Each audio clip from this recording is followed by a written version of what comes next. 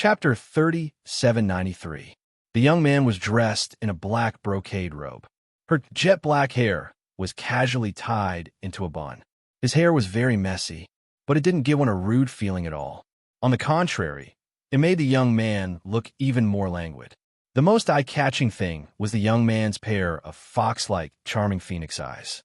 The corners of his eyes rose slightly. It even drew out a coquettish lotus pattern, which made the young man look even more charming like a fox. Xiao Yinyan took a look at that person. He remembered that Yi Qing Luo called the young man's name earlier. Young Master Mo. So Mo narrowed his bewitching phoenix eyes and smiled wickedly. Young Master Qiao's secret has been discovered by this young master. Shouldn't young Master Qiao show some sincerity and seal this young master's mouth? Xiao Yinyan's expression didn't change as he chuckled lightly. Secret? What secret do I have? So Mo sneakily glanced at Pei Sheng before returning to him with a sneaky smile. Young Master Qiao forcefully suppressing a man from a good family. If this matter were to spread to someone's ears, what do you think she would think? Xiao Yinyan's expression finally had a slight change. His eyes moved slightly as the smile froze on his face. He opened his mouth and spat out a word, but he didn't know what to say. Looking at Xiao Yinyan's awkward expression, Zhou Enmo laughed heartily. He laughed so much that he was like a flower branch that attracted the attention of others. Her peerless appearance was as charming as a fox, exuding a kind of soul-stirring charm. This smile caused many profounders to look over at him. Suddenly, a little black figure scurried over from the side. A little head squeezed in between the two of them. Kitty Lee widened her lively eyes as she stared at Xiao Yinyan and Zhou Enmo. What are you guys talking about? What the hell is forcefully suppressing a man from a good family? What person? Who is that person? Do you know each other? Why doesn't Kitty know that you know each other? What's your relationship? A series of questions were like cannonballs, spitting out from Kitty Lee's mouth. The little wildcat's voice was soft and squeaky. Zhou Enmo reached out and pulled Kitty Lee into his arms. He looked at Kitty Lee with a smile. Little wildcat, are you jealous? You've asked so many questions. Let me think, which one should I start with? You. Kitty Lee's face reddened, and she lifted her foot to step on his foot. Kitty Lee is not jealous. Kitty is curious. Zomo's devilishly charming red phoenix eyes hooked. He lowered his head slightly and moved closer to Kitty Lee's ear, smiling wickedly. Curiosity killed the cat. Whoever dares to kill Kitty, Kitty will scratch him to death. Kitty Lee snorted. Zomo's eyes flashed with another kind of unknown light, and he smiled even more wickedly. It's not that I can't satisfy your curiosity, but since little wildcat wants to know something from me, shouldn't you give me something else in exchange? Kitty Lee immediately widened her eyes, and her little claws fiercely scratched Zomo's face. Zhou Enmo chuckled as he dodged Kitty Lee's claws and grabbed her hand. Immediately, he hugged the little wildcat's waist and carried her in his arms.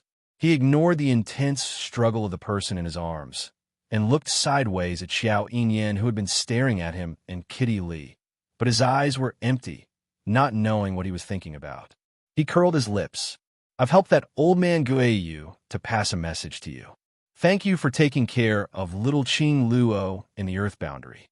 He will also help you take good care of your her. The last 5 words entered Xiao Yinyan's ears.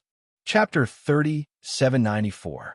Pei Sheng noticed the change in Xiao Yinyan's mood, but he couldn't ask, until Zhou Enmo walked away with Kitty Lee in his arms. Pei Sheng moved closer to Xiao Yinyan cautiously, but this time it wasn't as casual as before. Instead, he took a small step and stared at Xiao Yinyan warily. He was afraid that Xiao Yinyan would press him to the ground again. He couldn't stand such humiliation. He moved closer. Xiao Yinyan didn't react at all. He kept his head down and clenched his fists. No one knew what he was thinking. Just now, were you trying to scare me? You lied to me? Actually, you have a girl you like? Pei Sheng asked with wide eyes. Xiao Yinyan finally reacted. He glanced at him and lifted his eyelids. Stupid. He just spat out one word. Xiao Yinyan ignored Pei Sheng. Pei Sheng was stunned. How am I stupid? You suddenly pressed me to the ground and got so close. How could I not misunderstand? Xiao Yinyan let out a soft snort. Pei Sheng heaved a sigh of relief upon seeing his attitude. He was relieved to know that Xiao Yinyan wasn't a man with a sexual fetish. At least he was safe. Pei Sheng sat down next to Xiao Yinyan and began to gossip. Just now? Do you know that person? He helped someone to pass a message to you? Who is that ghost? And who is the girl you like? Xiao Yinyan ignored him. Pei Sheng continued to ask, Don't be shy. We're brothers. I can help you get the girl you like. Hey, you're doing it again. Before he could finish his words, his entire body was pressed to the ground again. Pei Sheng struggled exaggeratedly and kept shouting. Xiao Yinyan moved closer to his ear and said in a low voice, Before that, get your girl. Pei Sheng stopped struggling, and his dark golden eyes flickered for a moment. Xiao Yinyan looked at his expression and sneered. Then he let go of him and stood up. Don't bother me. If you do, I won't just press you to the ground. Maybe it was because of what Xiao Yinyan said. Pei Sheng's mood sank for a moment. He did not refute Xiao Yinyan's words. But at this moment, suddenly, the entire auction hall flashed with light. The almost pitch-black sky seemed to have split open a thin crack. The cultivators from the various powers couldn't help but raise their heads to look. The thin crack in the pitch-black sky seemed to have been forcefully torn open by a majestic force. Soon after, the tear turned into a vast, starry sky. What is that? What's going on? Why did this thing appear out of nowhere? It's like the sky is moving. All the profound practitioners stared fixedly at the sky, their faces filled with shock. Could it be that the formation has been opened? Can we go out now? Is at the exit of the formation? We'll know once we get there. There seemed to be a glimmer of hope in everyone's hearts. One by one, they swarmed over and were about to fly up and break through the opening. That's not the exit.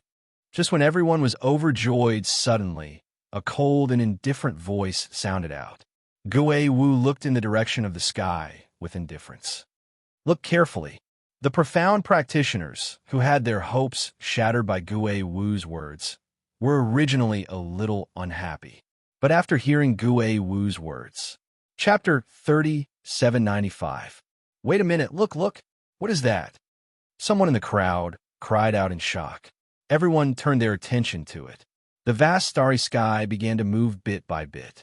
Following that, they saw a vast and terrifying profound energy surging with monstrous waves. Everyone immediately cried out in alarm as they subconsciously formed a barrier in an attempt to stop the violent, profound energy that was coming straight at them. But the profound energy shot out in all directions, and the hurricane rolled. The entire vast starry sky was shaken by the attack. Such a terrifying aura. But no one sensed the slightest profound energy. And the profound energy that splashed around didn't cause any harm to them. They couldn't even feel a trace of the hurricane. It was as if it was fake. Wait a minute. Fake. Everyone seemed to have understood something. Their eyes stared at the sky, at the vast starry sky that had split open. Sure enough, the next moment, the vast starry sky began to move bit by bit, like a slow-motion camera moving bit by bit. Finally, the crowd saw a petite figure standing in the middle of the hurricane. Her red dress was fluttering under the hurricane. Her sleeves and skirt were fluttering wildly. That was Yi Qing Luo? Imperial Madam? What's going on? Why is Imperial Madam there? Is she in danger?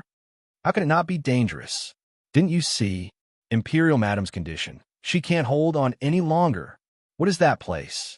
Why is Imperial Madam in danger? Xiao Yinyan, who had been silent, suddenly stood up when he heard the three words, Yi Qing Luo.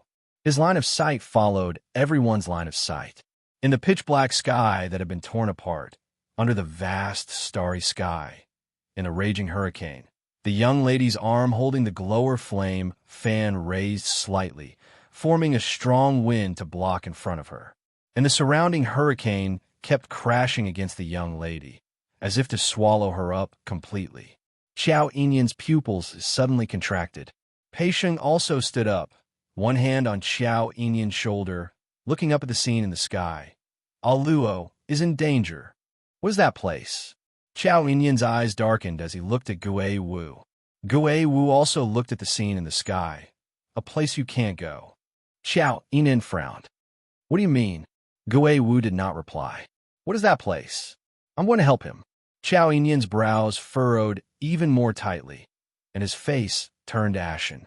Just as Qiao Yinyan was walking towards Gui Wu and was about to ask for the result, then another exclamation came from the crowd. Quick, look, that's the person who just killed the Bloodfang monster. The scene in the vast starry sky was changing. From Yi Qing Luo's body, it shifted to the side to the disheveled man who was emitting black qi, attacking crazily. That face was clearly imprinted in everyone's eyes. Wasn't it? The Dark Lord? The one who fought with the Overlord in the space of consciousness.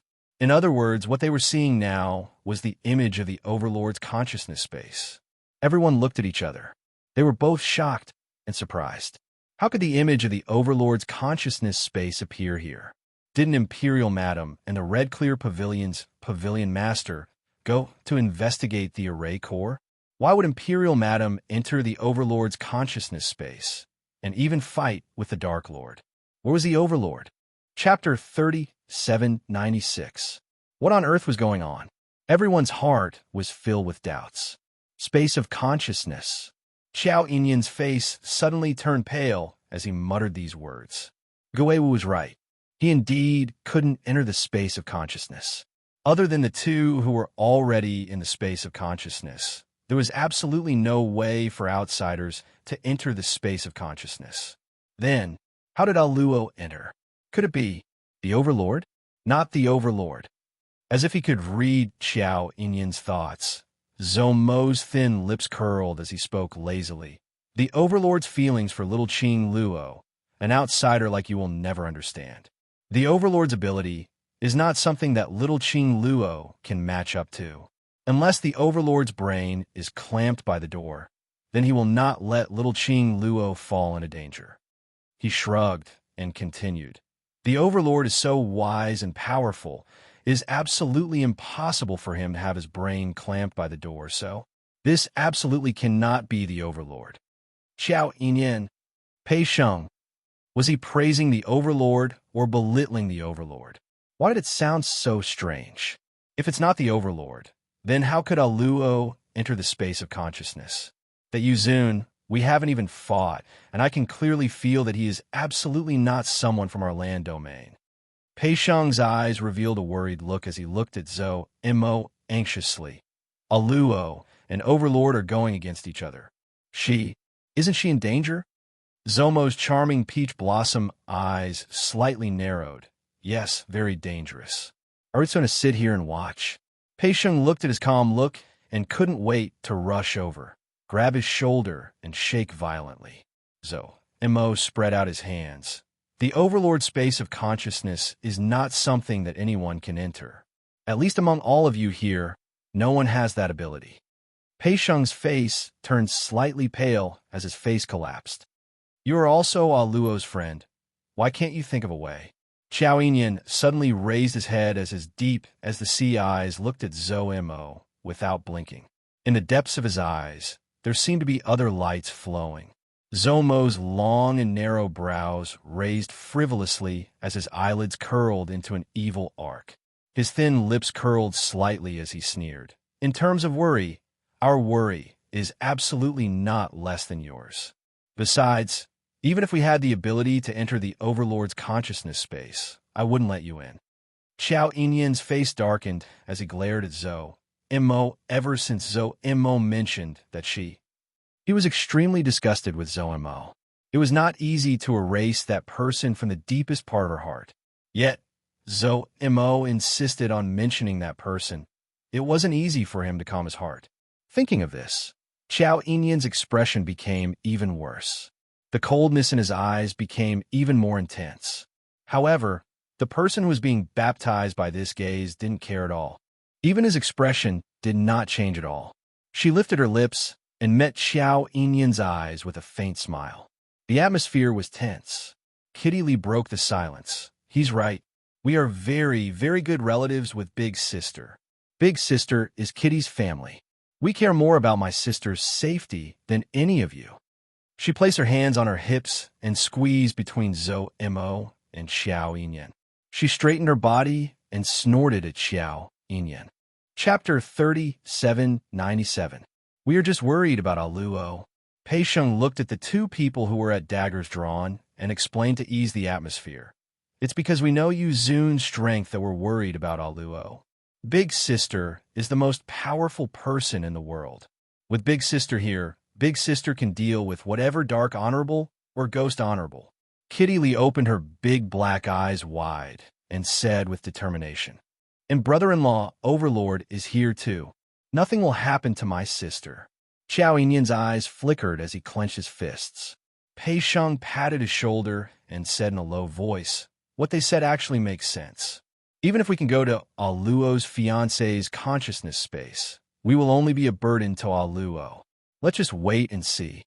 Xiao Yinyan glanced sideways at Pei Sheng and pursed his lips into a straight line. He seemed to be unhappy that Pei Sheng was speaking up for the person opposite him. Pei Sheng rolled her eyes. "If you really have other girls in your heart, then don't act like you're deeply in love with Aluo. If Aluo's fiancé sees your expression and misunderstands, Aluo will tear you apart." Xiao Yinyan's face instantly darkened, as if he wanted to strangle Pei Sheng to death. Pei Sheng shrunk her neck. "Why are you glaring at me? I'm just thinking about you." Xiao Yinyan gritted his teeth and said in a cold voice, "Forget what Zoe Mo said. From now on, don't ever mention it in front of me again." "That man." "Who?" Pei Sheng didn't understand, but looking at Xiao Yinyan's expression, he seemed to recall something. "You mean the girl in your heart? Why can't I mention it? Are you afraid that I will fall in love with that girl?" "Don't worry, I know that I can't bully my brother's wife." "Shut up." Xiao Yinyan's brows twitched. Pei Sheng still wanted to say something. But at this moment, a group of profounders started to exclaim with surprise. The two of them immediately shifted their gazes to the sky, to the illusory image, only to see that in the space of consciousness, there was originally a raging gale, like a huge wave crashing against the astral winds which I Ching Luo had conjured. It had already changed. The huge wave surged and stirred up a huge wave. It was like a huge mouth that swallowed the girl. That kind of wind and waves was so tyrannical and powerful that no one had ever seen before. It was as if they would be devoured and torn to shreds if they approached it.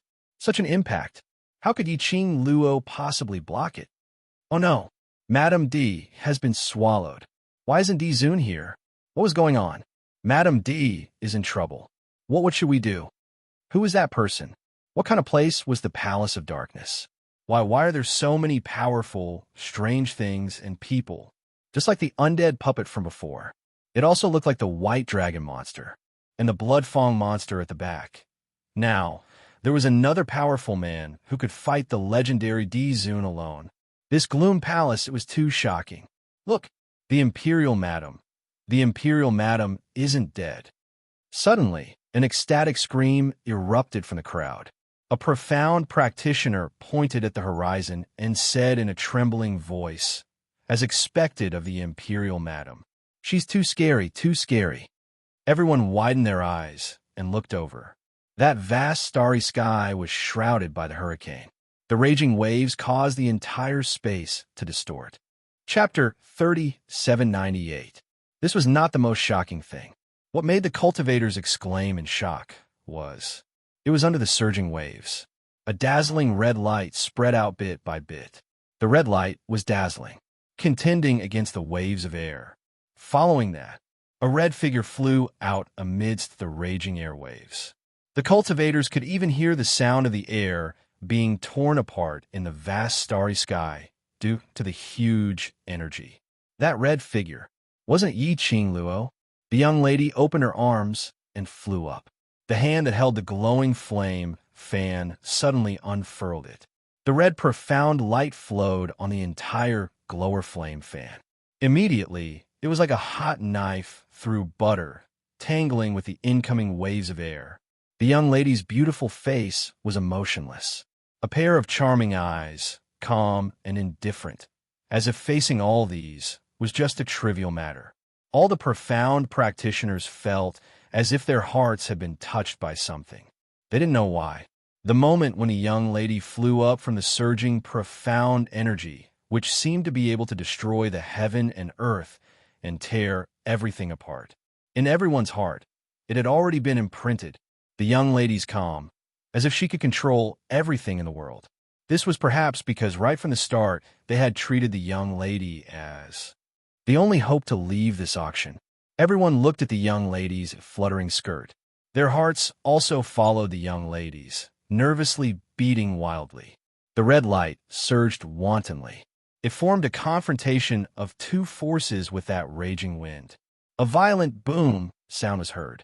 The entire space shook for a moment. The vast starry sky behind them actually began to shatter piece by piece. The space can't bear the load of these two forces. It's starting to crack. The cultivators exclaimed. Xiao Yinyin took a few steps forward, his pupils constricted. All the muscles in his body were tightened into a ball, as if he wanted to rush into the space of consciousness at any time. Gui Wu's tone was still very indifferent.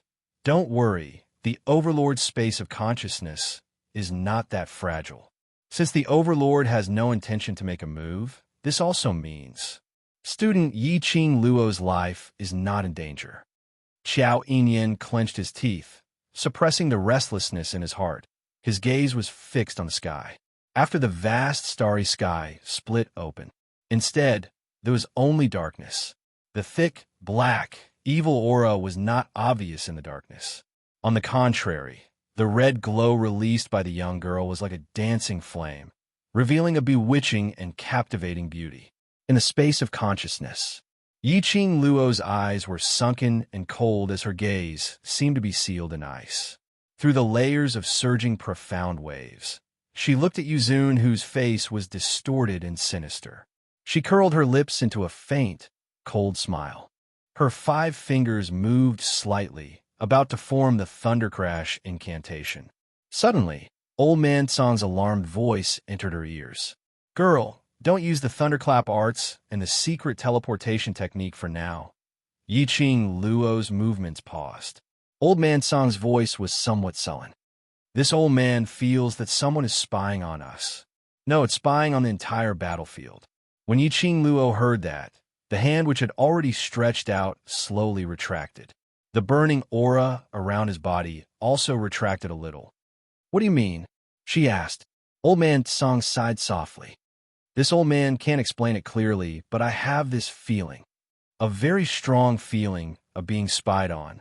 Under the situation where we don't know who the other party is, if you use the thunderclap arts or the secret teleportation technique, your secret will most likely be exposed.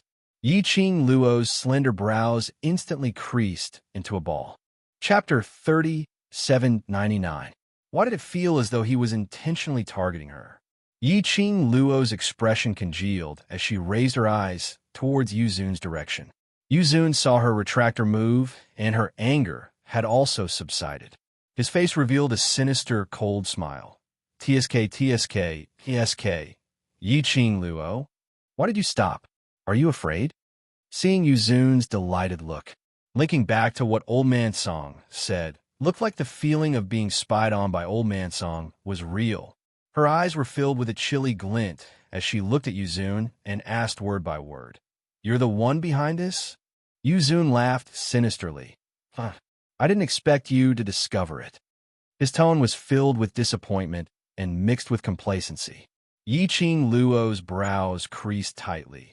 The person hiding in the dark, is he the real mastermind of Palace of Darkness? The person who could spy on DMO Xian's consciousness space? Other than that mysterious and powerful mastermind of Palace of Darkness, Yiqing Luo couldn't think of anyone else. Moreover, other than the mastermind of Palace of Darkness, no one would do such a sneaky rat's action. Yuzun's expression was twisted as he sneered. To deal with you, there's no need for esteemed father to take action personally. Esteemed father? Yiqing Luo raised her brows in astonishment. You're the mastermind of Palace of Darkness. Son? No wonder Yuji addressed him as esteemed young master. Yuzun revealed a complacent look. His disheveled look made him put on a high-spirited look. "Why? Are you afraid?" "No." Yiqing Luo replied decisively as her pink lips curled into an arc. "I just feel that it's very funny."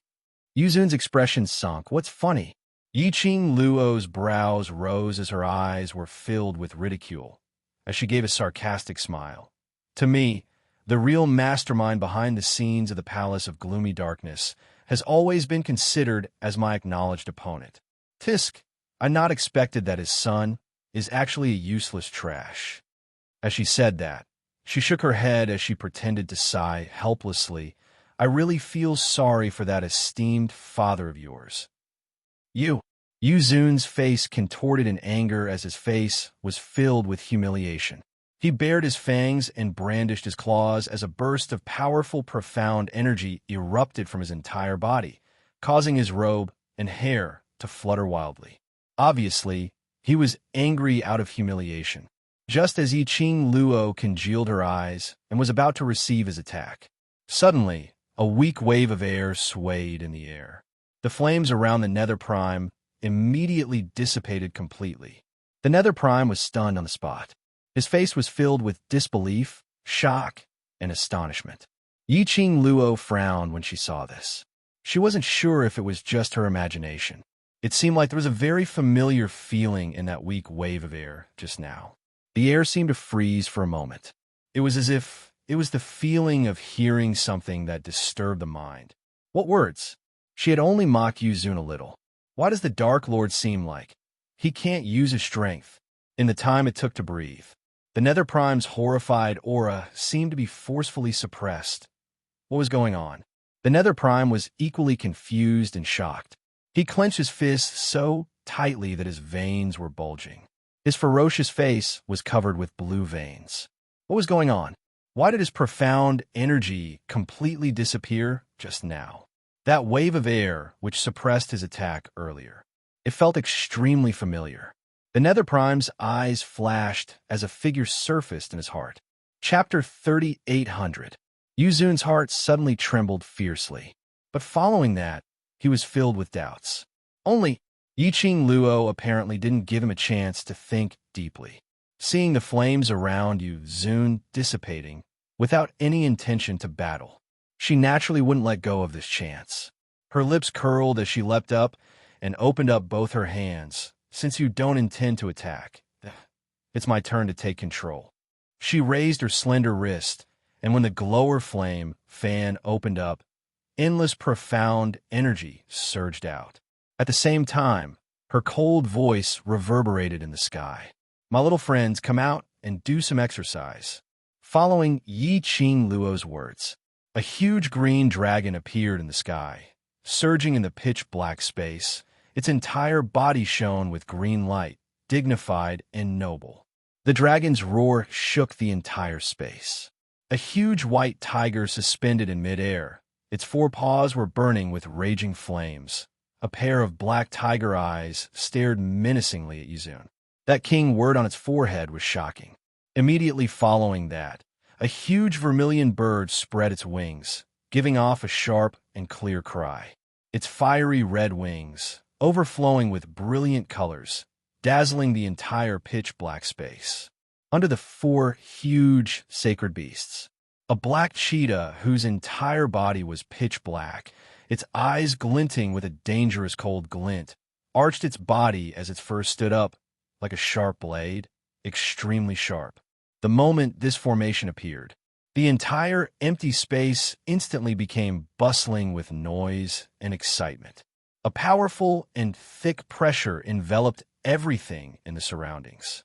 This, for sacred beasts, in addition to a cheetah beast's powerful pressure, was close to a spirit profound cultivator. Yuzun was so shocked that he almost couldn't stand still. He recognized the four different battle beasts hovering in midair at one glance. They were the ancient four great sacred beasts. This lady called Yiqing Luo had actually subdued the four great sacred beasts. He was extremely regretful, regretting that in order to let his lord father value him more, he didn't investigate clearly and forcefully accepted this mission. This lady was simply not human. totally not as harmless as she looked on the surface. It seemed like he was just a newbie who had come from the Nirvana realm to the Earth realm, and even the Sage Profound realm should be considered a beginner.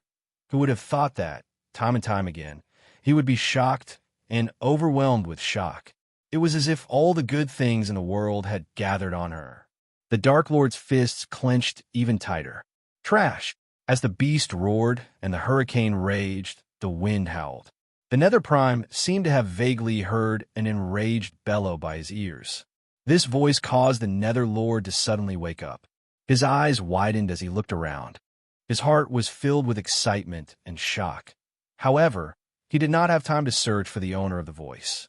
The raging winds and huge waves set off by the 4 sacred beasts were already pressing down on them. 4 holy beasts and a mutated phantom beast with a dragon horn.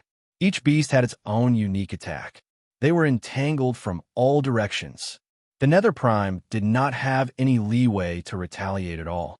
The 5 battle pets were pressing down with an unstoppable momentum. The Nether Prime's heart had sunk into despair. Suddenly, a hurricane stirred up a monstrous black chi as it enveloped his body. The slight wave of chi that was suppressing his entire body's chi suddenly dissipated. Boundless energy gathered in his limbs and bones. The Nether Prime didn't have the time to be surprised. Where did this amusing change come from? Chapter 38:01. The thick black chi surged like raging waves. Yi Qing Luo's brows rose. Revered Lord's power had recovered. Moreover, it seemed like the power was much stronger than the profound energy which she had sensed earlier. The sinister chi also became thicker. It looked like the feeling of being spied on by Old Man Song was absolutely from the people from Secluded Palace. Could it be the mastermind behind Secluded Palace? Yi Qing Luo squinted her eyes slightly as her lips curled into an eerie arc. Since Revered Lord was the son of the mastermind behind Secluded Palace, he was the young master of Secluded Palace. She wanted to see how the person behind the scenes could keep his composure. Yi Qing Luo raised the glower flame fan in her hands as a boundless, terrifying, profound glow burst forth. Following the explosion of the profound glow, her figure was like a blossoming flame, or like an arrow leaving the bow as she leapt forward. The sky full of thick black chi was instantly covered by the demonic red glow. The 5 battle pets seemed to be in agreement with their master's display of might as they gave off a sharp and clear beast howl.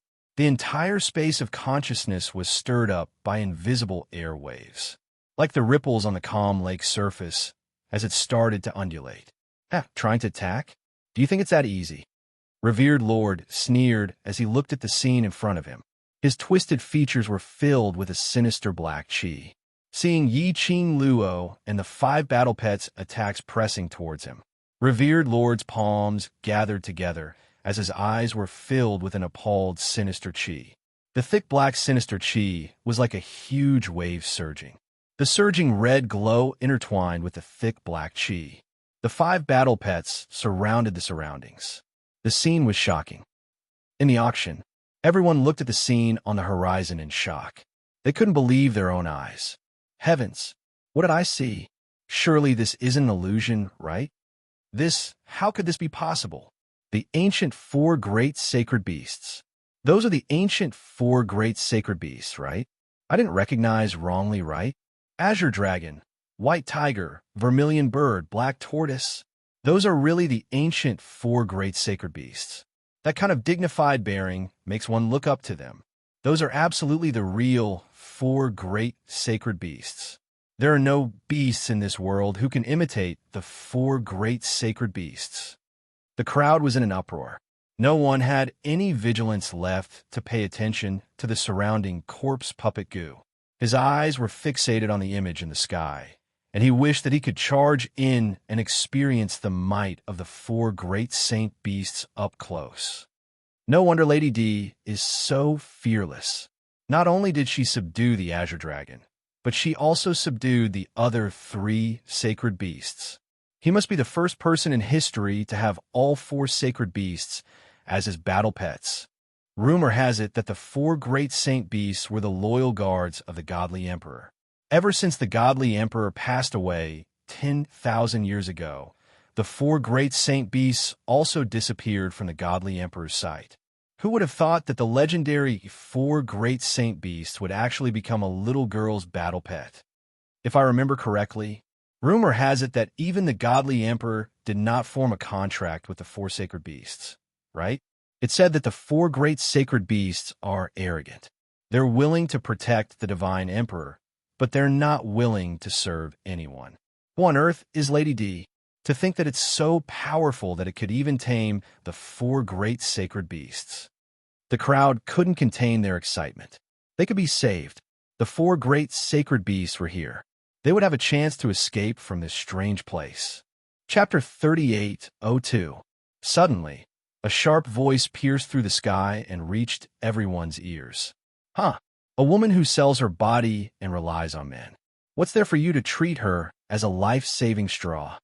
The voice was extremely shrill, and it was laced with obvious jealousy. Amidst the shock and excitement, it was extremely out of place.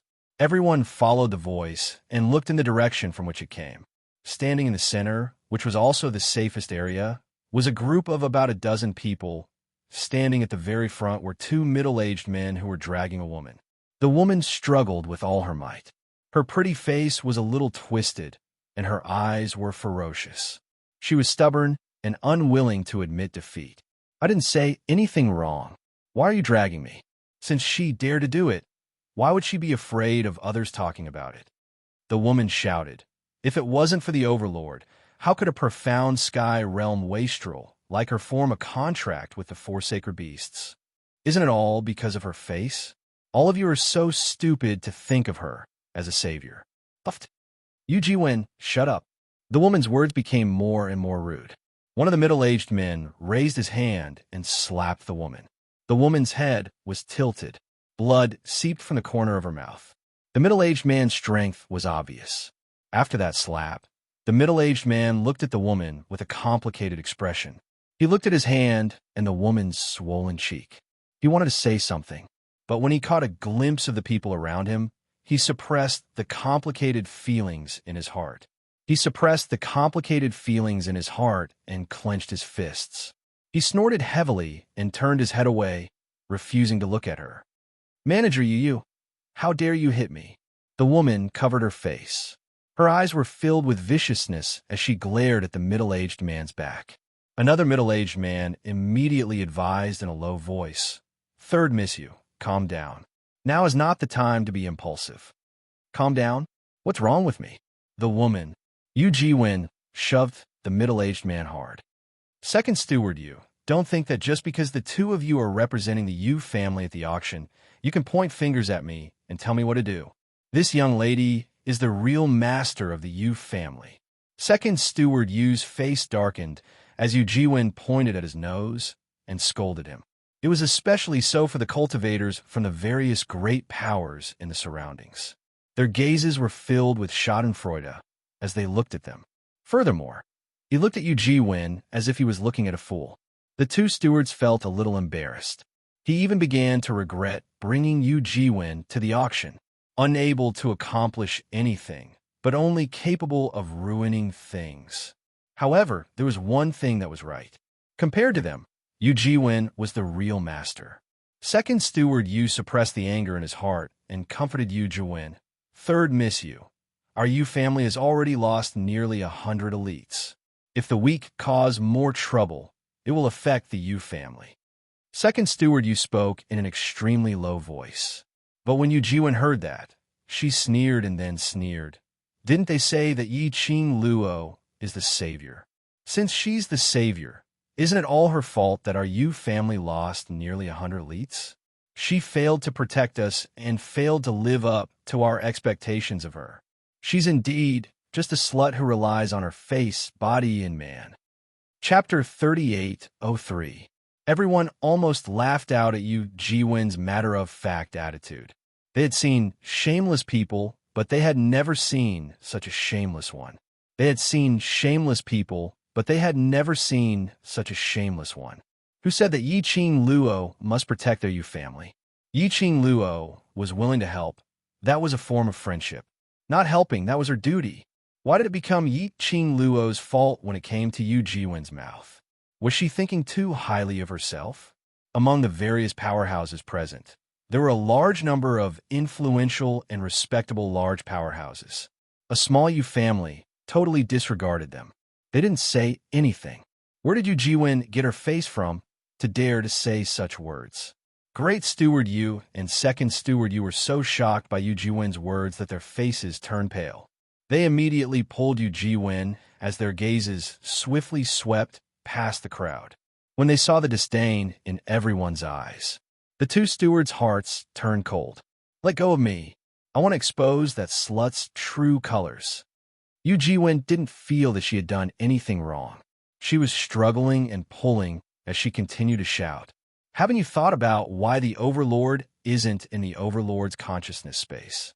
Instead, it was Yi Qing Luo, who was obviously not even in the sky profound realm, who was fighting with that strong practitioner from the secluded palace till now. Furthermore, Yi Qing Luo's profound grade was obviously too far apart from before.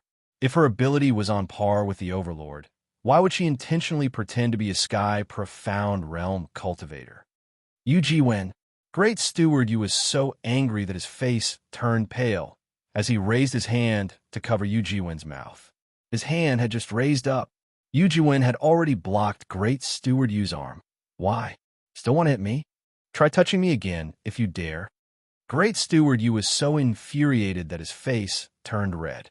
Yu Jiwen saw that he didn't dare to make another move, and her confidence increased. Everyone wasn't interested in the power struggle over at the Yu family. But towards what Yu Jiwen said earlier, they had some thoughts in their hearts. Everyone had always believed that the strong were revered. If they had absolute ability, they would definitely want to announce it to the world, so that everyone in the world would revere them. Why would he hide it? So, Yi Qing Luo's sky profound grade suddenly became able to fight evenly with Misty Palace's young master, and even had the ability to gain the upper hand. Something was definitely wrong. Could it be? Was it Lord Di Zun who was behind this? Was this scene that suddenly appeared in midair also the doing of His Majesty the Overlord? Just to let them see how powerful Yi Qing Luo was? From then on, he was even more respectful towards Yi Qing Luo. Although Yu Jiwen was an idiot, as a member of a large force, she naturally knew how to read people's expressions. When he saw that everyone was looking at the horizon, their gazes were obviously not as passionate as before. She could not help but smirk coldly. In my opinion, the four great sacred beasts were tamed by the Overlord and then given to her to form a contract with. This sentence was like a stone that set off ripples in everyone's hearts. The two stewards of the Yu family had already turned ashen. They didn't know what to say to express their feelings. The current situation, all of them had to stay united.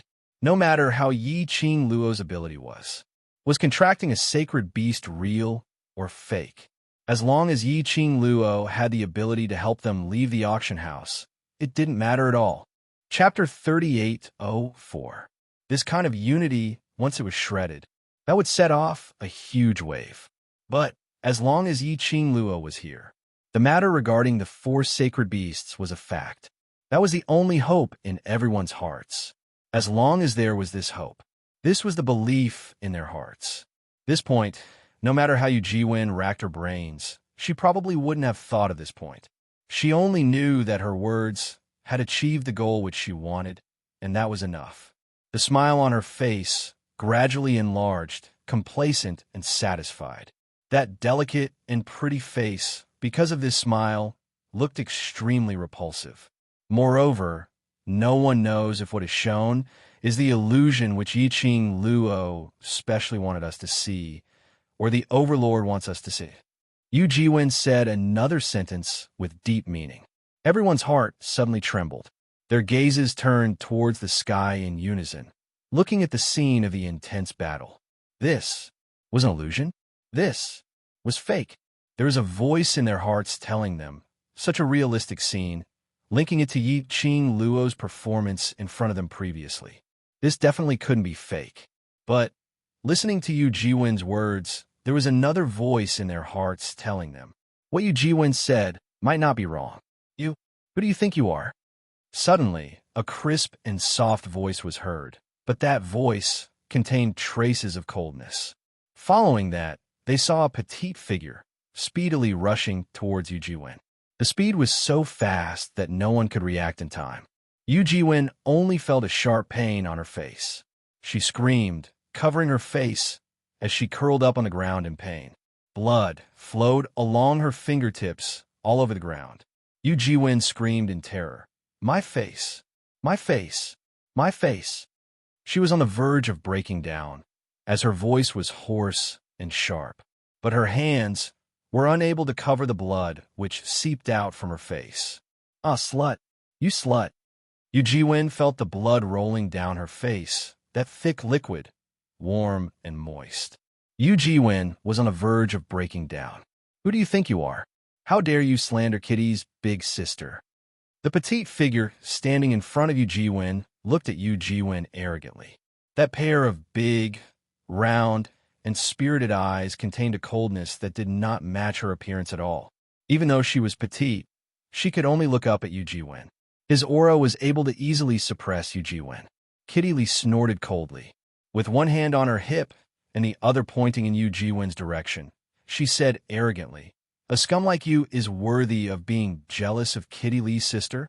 How dare you slander Kitty's big sister? Kitty will tear your mouth apart." Her slender fingers and sharp nails were stained with traces of blood. "Ah, bitch. It's you. It's you." Yu Jiwen glared at Kitty Lee's nails with a venomous gaze. Immediately after, she pounced in the direction of Kitty Lee. When Yu Jiwen moved her hand away from her face, she felt a chill run down her spine. Only then did the crowd see clearly that Yu Jiwen's face had a few extremely obvious bloodstains. There was also a thick liquid that slid down along the bloodstains. The bloodstains ran directly from Yu Jiwen's forehead to her chin. It was as if she had been scratched by a cat. Yu Jiwen's pretty face was completely disfigured. Chapter 38:05. Because of Yu Jiwen's ferocious and ignorant actions just now, most of the profound practitioners of the various great forces had already eliminated Yu Jiwen from the list of potential future daughter-in-law in their hearts. Now that they saw Yu Jiwen's disfigured face, they dispelled that thought. Like Yu family, although they weren't considered as a large family, but they were after all a cultivator family and had a bit of foundation. If Yu Jiwen didn't do such a thing, she would be able to marry a suitable family or climb up to other large powerhouses' young masters. But which large powerhouse's cultivator family would choose a brainless and disfigured lady? It could be said that from today onwards, Yu Jiwen was absolutely an abandoned chess piece of Yu family. Various large powerhouses' cultivators' thoughts were indeed not wrong. Yu family's few representatives had totally no intention to bother about Yu Jiwen. Even after Yu Jiwen pounced towards Kitty Lee, but was instead sent flying by Zomo's kick. Not only did he not stand up for Yu Jiwen, he even cupped his fist together towards Kitty Lee's direction. Yu Jiwen's actions have already seriously affected Yu family. Moreover, Yu Jiwen has been disobedient several times. So, I represent Yu family to apologize to young Mississippi. Whatever young Miss wants to do to her, Yu family will absolutely not interfere. The meaning in his words was to completely give up on Yu Jiwen. When Yu Jiwen heard that, her expression changed immediately. Of course, her face was now blurred by blood, so it was impossible to see her expression. But from her hysterical howl, one could tell that her expression had changed greatly. "Great steward, you dare? Great steward, you gave a cold humph." Yu Jiwen immediately looked towards second steward Yu. Second steward Yu also indifferently shifted his gaze away. The meaning was already very obvious. Yu Jiwen's fingers tensed and bent. Her face, which was filled with blood, was sinister and terrifying. "How dare you? I'm Yu family's second miss. How dare you? How dare you?" She couldn't believe that she had become an abandoned chess piece. What she did wasn't wrong. She should expose that slut Yi Qing Luo's true face. Let everyone see clearly that slut Yi Qing Luo's true face. A slut who only knew how to rely on men and that face to achieve her goals. On what basis did she get everyone's respect and reverence? As if he was a god. She was only trying to save everyone from being deceived by that slut Yi Qing Luo. What right did the Yu family have to abandon her? Yu Jiwen's heart was full of hatred. She curled her hands and slowly moved them to her face. He pressed his hands on the wound. The thick liquid stained her hands. Suddenly, as if she had gone mad, she glared fiercely at Kitty Lee's direction. "It's you. You ruined me. You ruined my face. So they treated me like a sacrificial pawn. It's all because of you." There was madness in Yu Jiwen's eyes. She suddenly rushed towards Lee. He continued to shout, "Even if I lose this face, I won't let you have an easy time." Until now, Yu Jiwen had not realized where she had gone wrong. No, to be more precise, she did not think she was wrong at all. She only felt that she had lost her beauty. Only then would the Yu family give up on her. He had completely forgotten how much influence his actions had on the Yu family. He had completely forgotten about it. The Yu family didn't care about her face at all. Looking for death. Before Yu Jiwen got close to Kitty Lee, she was met with a raging wave of majestic palm wind. Chapter 38:06. In front of Kitty Lee, that black-robed young man's sleeves were fluttering. His raised palm was surrounded by a horrifying chi wave, which was lingering in his palm bit by bit. The young man raised his brows slightly. Exquisite facial features, captivating phoenix eyes, with an evil, charming cold arc. He was lazy and cold at the same time. The entire person was emitting a kind of cold, evildoer's, imposing manner. These two completely different feelings, when placed on him, were extremely compatible. Zomo stood in front of Kitty Lee in an absolutely protective manner. Kitty Lee popped her little head out from Zomo's back, making a funny face at Yu Jiwen. "That's right. Still want to make a move on Kitty Lee? Heh, looking for death." Saying that, her little claws moved towards Zomo's back. Go. Beat her to death. Beat this bad woman who slandered my sister to death." Zomo's arm, which was blocking Kitty Lee behind him, stiffened for a moment. Why did he feel? Kitty Lee's tone seemed to be closing the door to release the dogs. Feeling? Woo! Yu Jiwen was so angry that her eyes turned red. She clutched her chest. Her internal organs had been ruptured by that palm strike just now. The moment she moved, she felt as if her body was being torn apart by an excruciating pain. Why? Why were those sluts always willing to stand in front of them, in an absolutely protective manner, protecting them, whereas she could only fight on her own? Even her own family members wanted to abandon her. Why was this so? This was not fair. She was not reconciled. Everything that little Qing Luo did was merely what she wanted to do. It has nothing to do with you bunch of people. Mo didn't even look at Yu Jiwen, as his gaze swept across the various powerhouses' cultivators in disdain. His brows were filled with mockery. "Stop pasting gold on your faces. Little Qing Luo doesn't need your gratitude, your repayment, so don't think of anything. You treat little Qing Luo as your life savior. That means you value little Qing Luo and feel that little Qing Luo feels honored." Zomo's words were rough but extremely reasonable. Little Qing Luo doesn't owe you anything, so don't use that kind of dirty thoughts to guess little Qing Luo's motive. Various powerhouses' cultivators were berated as their expressions changed. All of them looked at Mo with a strange expression. However, no one refuted him. This was because they couldn't refute Zomo's words. The other point was that Zomo's strength was obvious to all. This trio that had appeared out of nowhere had combat power that was off the charts. The elder coughed lightly and tried to smooth things over. "Young master is right. Madame D doesn't owe us anything. She's willing to fight with all her might for us, who aren't important to her. How can we question her behind her back?" Olby immediately said, "That's right. Madame D doesn't owe us anything. How can we slander Lady D behind her back? Suspect Madame D? Besides, if the Emperor Madame was really an ordinary woman, why would the Overlord fall in love with her? A woman who can catch the eye of His Majesty must be the most beautiful woman in the world." These words of flattery caused Kitty Lee's expression to soften considerably. This was a step. The profound practitioners of the various great powers naturally followed this route. One by one, They shook their heads in guilt, expressing that they shouldn't have suspected Yi Qing, Luo, etc. These remarks reached Yu Jiwen's ears. Chapter 38:07. She had finally managed to incite the crowd. She had finally exposed Yi Qing Luo's true colors. Because of this, she was even disfigured and even abandoned by the Yu family. In the end, she was unable to cause any harm or influence to Yi Qing Luo. Then what did all her sacrifices amount to? Yu Jiwen's heart was boiling with anger. She was unable to walk out from her own anger and her own world. Yu Jiwen hugged her head as she screamed hysterically, filled with unwillingness, venting the anger in her heart. However, the current Yu Jiwen, no one wanted to bother about her, and no one wanted to bother about her. What a joke. Yu Jiwen was obviously not on good terms with the Imperial Madam. At this critical juncture, if anyone showed a different attitude towards Yu Jiwen, they would definitely be punished. Would that mean standing on Yu Jiwen's side and going against the Imperial Madam? Who would be so silly? Sacrificing herself for a fool who didn't know how to read the situation? Yu Jiwen hugged her head as she screamed. She could clearly see the disdainful gazes from the surrounding. Those gazes were like needles stabbing into him, causing him endless pain.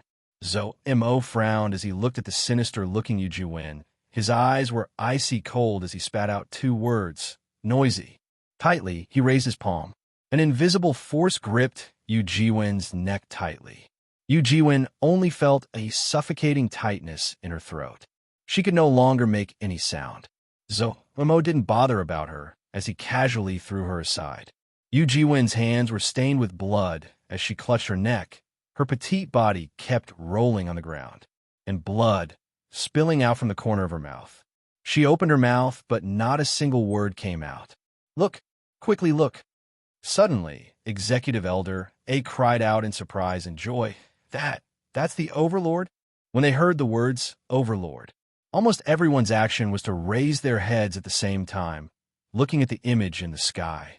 Although, from Yu Jiwen's words, they had some doubts as to whether the image they saw was real or fake. Moreover, this was the Overlord's consciousness space. Why hadn't they seen the Overlord from the start till the end? Now that they heard, the Overlord appeared in the image. Everyone's hearts were boiling. The moment everyone looked up, he only managed to catch a glimpse of a purple-clothed figure that disappeared in a flash. Although it was only for an instant. But everyone was extremely certain that it was Mo Xian, the Overlord without a doubt. Because in this world, only the Zun alone could make people feel like 10,000 years with just a glance. But some people raised their heads a little too late. He did not see the figure that disappeared in a flash like a banished immortal. However, he saw an even more shocking scene. In an instant, some profounders exclaimed with surprise. Look over there. The Emperor's wife was indeed the Emperor's wife. Yu Empyrean doesn't have any leeway to retaliate at all. 4 great saint beasts and 1 more beast. Even Lord Zun would have a headache dealing with such combat power. We have the upper hand. We have a chance to leave the auction. Zhou Mo and the others heard the discussions of the crowd. Zhou Mo's face was filled with displeasure. Chapter 38:08. This was indeed the human heart. That was the only way they would feel better in their hearts. If they successfully left the auction, to express their gratitude towards Yi Qing Luo. Or perhaps, as what Zhou Mo said earlier, he felt that what Yi Qing Luo was doing now was merely what she wanted to do. This had nothing to do with them. Then they could enjoy others' efforts with a clear conscience. Or perhaps, if they died in the auction, they could start to blame that everything was because of Yi Qing Luo. Because Yi Qing Luo wasn't able to save them successfully? With the Overlord as her backing, she could still destroy their hopes. Oh, you're a sinner. You're a huge sinner. Zhou Mo's expression turned gloomy. Kitty Lee raised her head and took a look at his expression as she snorted. After we leave the auction house, Kitty must suppress them, to kneel down and thank sister one by one. The girl's soft voice soothed Zhou Mo's tightly knitted brows. His eyelids drooped as his devilish phoenix eyes gazed deeply at the girl's dainty face. He raised his hand and pressed on Kitty Lee's head as he rubbed it fiercely, Yuzun is not Xiaoqing Luo's match, and the victor will be decided very soon. Don't worry, we will be able to leave very soon. Kitty Lee used both hands to push away Zhou Mo's large palm, which was pressing on her head as her face blushed slightly. Kitty. Kitty has always believed in sister. I don't need you to cheer for Kitty. Perhaps it was to echo Zhou Mo's words. The battle in the space of consciousness merely took the time for half an incense stick to burn before the victor was decided. The entire space was enveloped by a majestic and fierce aura. Whereas when Yiqing Luo and the 5 war pets attacked from all 4 sides, Yuzun was forced to retreat step by step.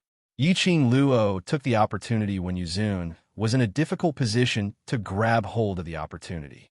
The glower flame fan in her hands suddenly opened up on her fingertips, and like an excited fire elf, it scurried towards Yuzun. That glistening red glow contrasted with her pair of blood-red eyes.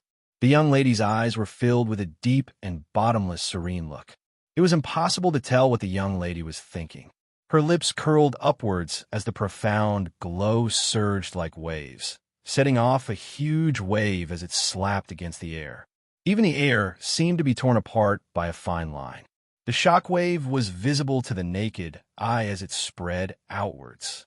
A vast amount of dark force instantly intertwined. The Nether Prime reacted very quickly. However, just as he was about to counterattack, heaven and earth suddenly shook violently. It was as if the entire space of consciousness had instantly lost all its energy. In an instant, it became pitch black. Immediately after, the surroundings were instantly filled with blood-red, profound radiance. Bang! A deafening explosion resounded in everyone's ears. The unstoppable, profound energy spread out in all directions.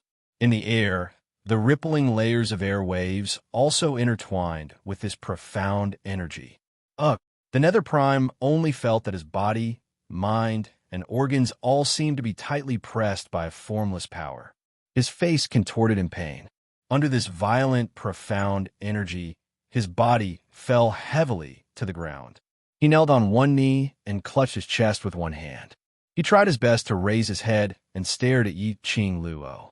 In front of him, however, was the young girl's smile that was like a flower, her enchanting and beautiful face that could topple cities. The young lady's pink lips curled slightly as she slowly spat out a word. Break! Boom! The alluring red glow instantly wrapped around Yuzun's body and exploded. The violent, profound energy struck onto Yuzun's body. Yuzun spat out a mouthful of blood from this terrifying energy. Chapter 38:09.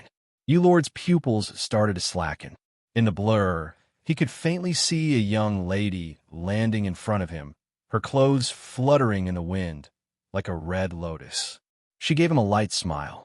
Thick, profound energy and the spiritual energy of heaven and earth that lingered around her body covered her beautiful face. Overlord was unresigned and wanted to open his mouth, but what followed was unbearable pain.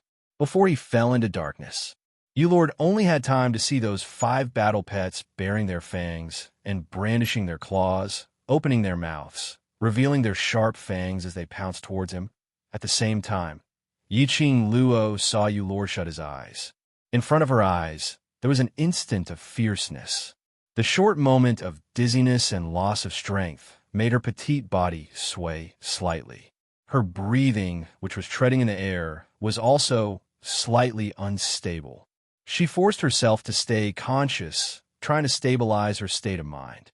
But the moment she took a breath, the profound heart jade in his chest fiercely surged out, and an intense pain was felt. That pain made it difficult for her to breathe. Along with the pain intensified. She didn't have any extra consciousness to maintain her body. Her petite body suddenly went limp as she fell from midair. Yiqing Luo didn't even have the energy to let her battle pets come over to receive her. Suddenly, her falling body was hooked by someone's waist. The elegant sandalwood scent, mixed with an obvious blood stench, seeped into her nostrils. Immediately, that person's large palm pressed on her chest. A warm, profound energy, like a spring, poured into her body. This energy was very gentle. Bit by bit, it dispersed the pain in her body. Her breathing calmed down a little. Her head was still a little giddy. "It's all right, it's over." The man's mellow and gentle voice rang beside her ear. It was accompanied by the man's warmth, enveloping her entire body. The next moment, her pink lips were captured by someone. The warm touch, gentle and affectionate. Yi-Ching Luo was stunned and was just about to ridicule. This man was actually so anxious. She had just ended the battle, covered in blood and in a state of exhaustion, but he still didn't forget to take advantage of her. However, the medicinal fragrance that floated into her mouth made her stop vomiting.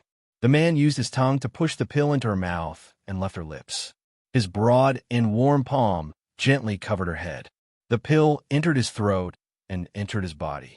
Yi-Ching Luo smiled. Her pale face was filled with weakness.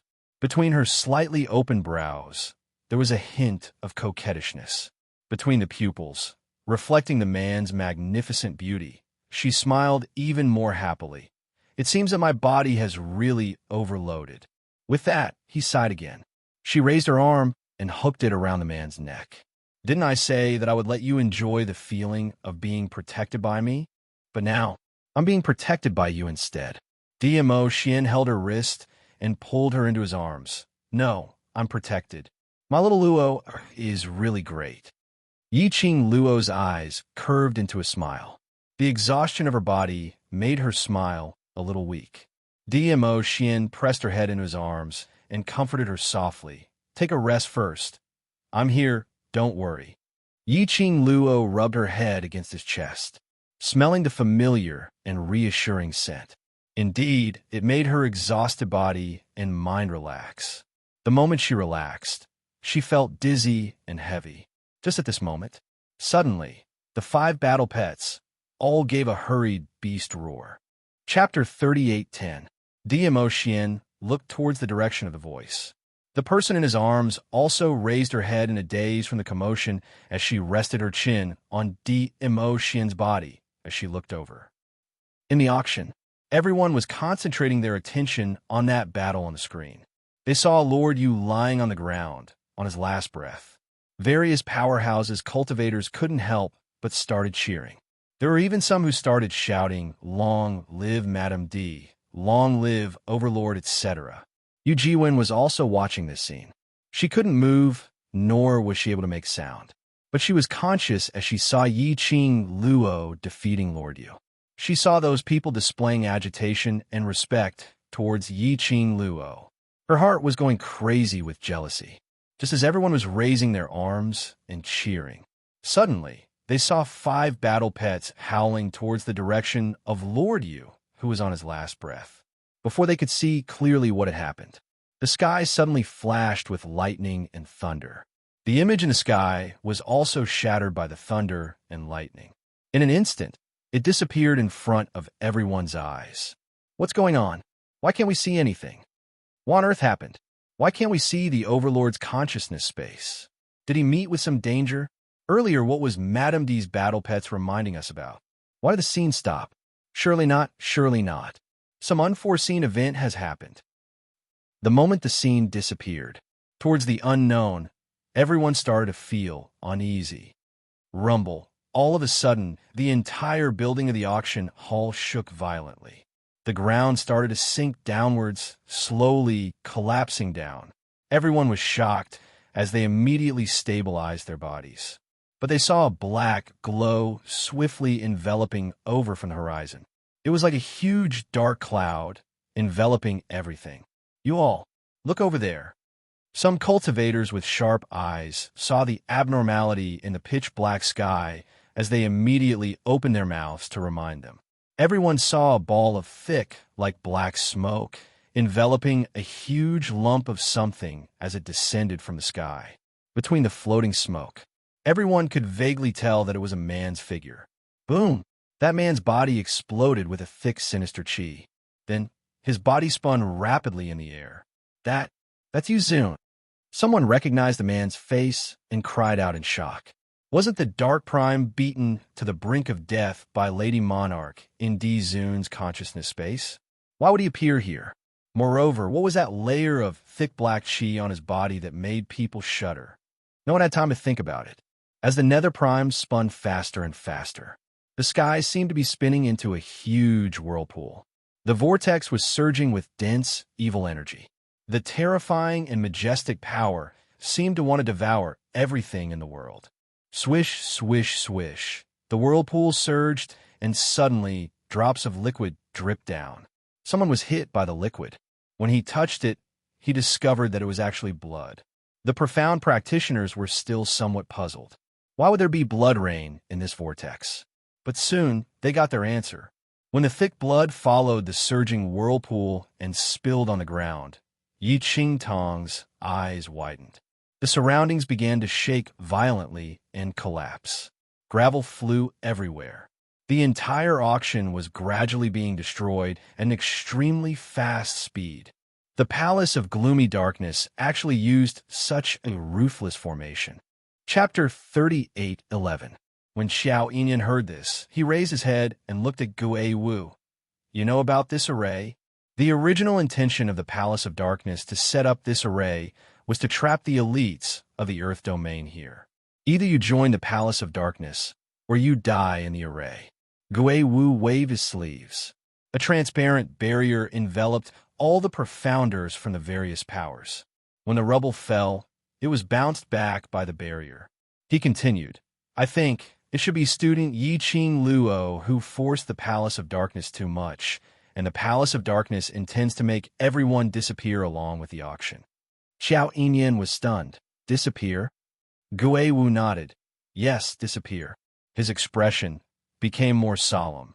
If we are unable to break the array, all of us will be swallowed by this array and disappear together. How is this possible? Pei Sheng squeezed over, his face filled with astonishment. Sprinkling some blood can make the array swallow us. His blood is not an ordinary cultivator's blood, but a rare high-leveled cultivator's blood. Gui Wu said, Moreover, the Palace of Darkness has always used a sinister forbidden secret art to set up this array, and using the blood as a medium to activate the array. Gui Wu's voice deepened. The reason why the forbidden secret art is forbidden is because once it is activated, the casualties and losses are extremely serious. This array was originally sinister. In all directions, there were evil yin qi lingering around. Those whose minds were unstable would be affected by this evil yin qi. Now, with the addition of a high-leveled cultivator's blood as a medium, and using the forbidden art to activate the array. If they didn't break the array, then they could only be swallowed by this array. Gui Wu's voice wasn't loud, but it wasn't soft either. The various powerhouses' cultivators mostly heard some of it. All of their expressions changed.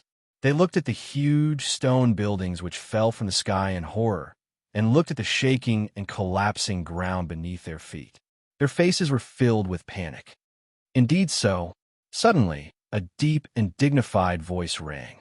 It was a very soft, very low voice, but it revealed a dignified manner which made one unable to help but bow down to it. Immediately, everyone saw that the sky, which was covered by the thick black chi, slowly revealed a gap. The profound light was like the blossoming sun, parting the clouds and seeping out. Two figures walked out from the light. It's the Overlord and Madame D. The profound practitioners were wild with joy as they looked at the two people who had appeared. Their eyes flickered with the light of hope. Xiao Yinyan, Pei Sheng, and the others immediately looked over. When he saw the red-clothed girl, her skirt fluttering in the wind, the dazzling light refracting under the dark light. His heart, which had been hanging in the air, was finally at ease. Previously, through the images, he saw Yi Qing Luo falling into Dmo Xian's arms. They were all extremely worried. Now that he saw Yi Qing Luo safe and sound, they were finally relieved. The person who spoke just now was Dmo Xian. His gaze was deep as he looked at Yuzun, who was wrapped in thick black gas. His thin lips pursed slightly. This is going to be troublesome. The girl beside him raised her head slightly. Her slightly pale face carried a noble and elegant smile like that of a fairy from the nine heavens. Chapter 38:12. DMO Xian's eyes drooped as he looked at Yi Qing Luo lovingly. Yi Qing Luo's brows rose as she met his gaze with a smile. You're so noble and bright, but that person is a rat in the gutter. How can you be compared? DMO Xian's brows overflowed with a smile as his voice was deep and magnetic. What Madame said is extremely true. The word Madame made Yi Qing Luo's cheeks blush slightly. Her heart was thumping uncontrollably. Even the fatigue on her body had dissipated by quite a bit. The two of them landed outside the enchantment which Gui Wu and the others had conjured. Gui Wu took a look at Yi Qing Luo and frowned as he asked, "What's going on?" Yi Qing Luo shook her head, expressing her daze. Speaking of what was going on, she was also very curious about what had happened. At that time, she was exhausted and rested in DMO Xian's arms for a while. Then she heard her little companion's warning howls. She and DMO Xian looked towards the direction of the sound. They were only able to see. Yuzun, who had no strength to resist, was actually swept away by a ball of dense, evil qi. That gust of evil qi, without any warning, dashed out of DMO Xian's consciousness space. She and DMO Xian rushed out of the consciousness space in time, only to see the scene in front of them. Your body, Gui Wu's brows creased even tighter. Yi Qing Luo smiled as she interrupted his words. I'm fine, just exhausted, too much energy. I'll be fine after a short rest. She glanced sideways and looked at DMO Xian's side profile as she said half jokingly and half seriously, I'm someone who wants to protect my man. I won't fall so easily. DMO Xian's large palm hugged her tightly. Can you stop showing off your affection at this critical juncture? Zoumo rolled his eyes. Yi Qing Luo glanced at him sideways. You make it sound like at this critical juncture you didn't pull my kitty to show off your affection.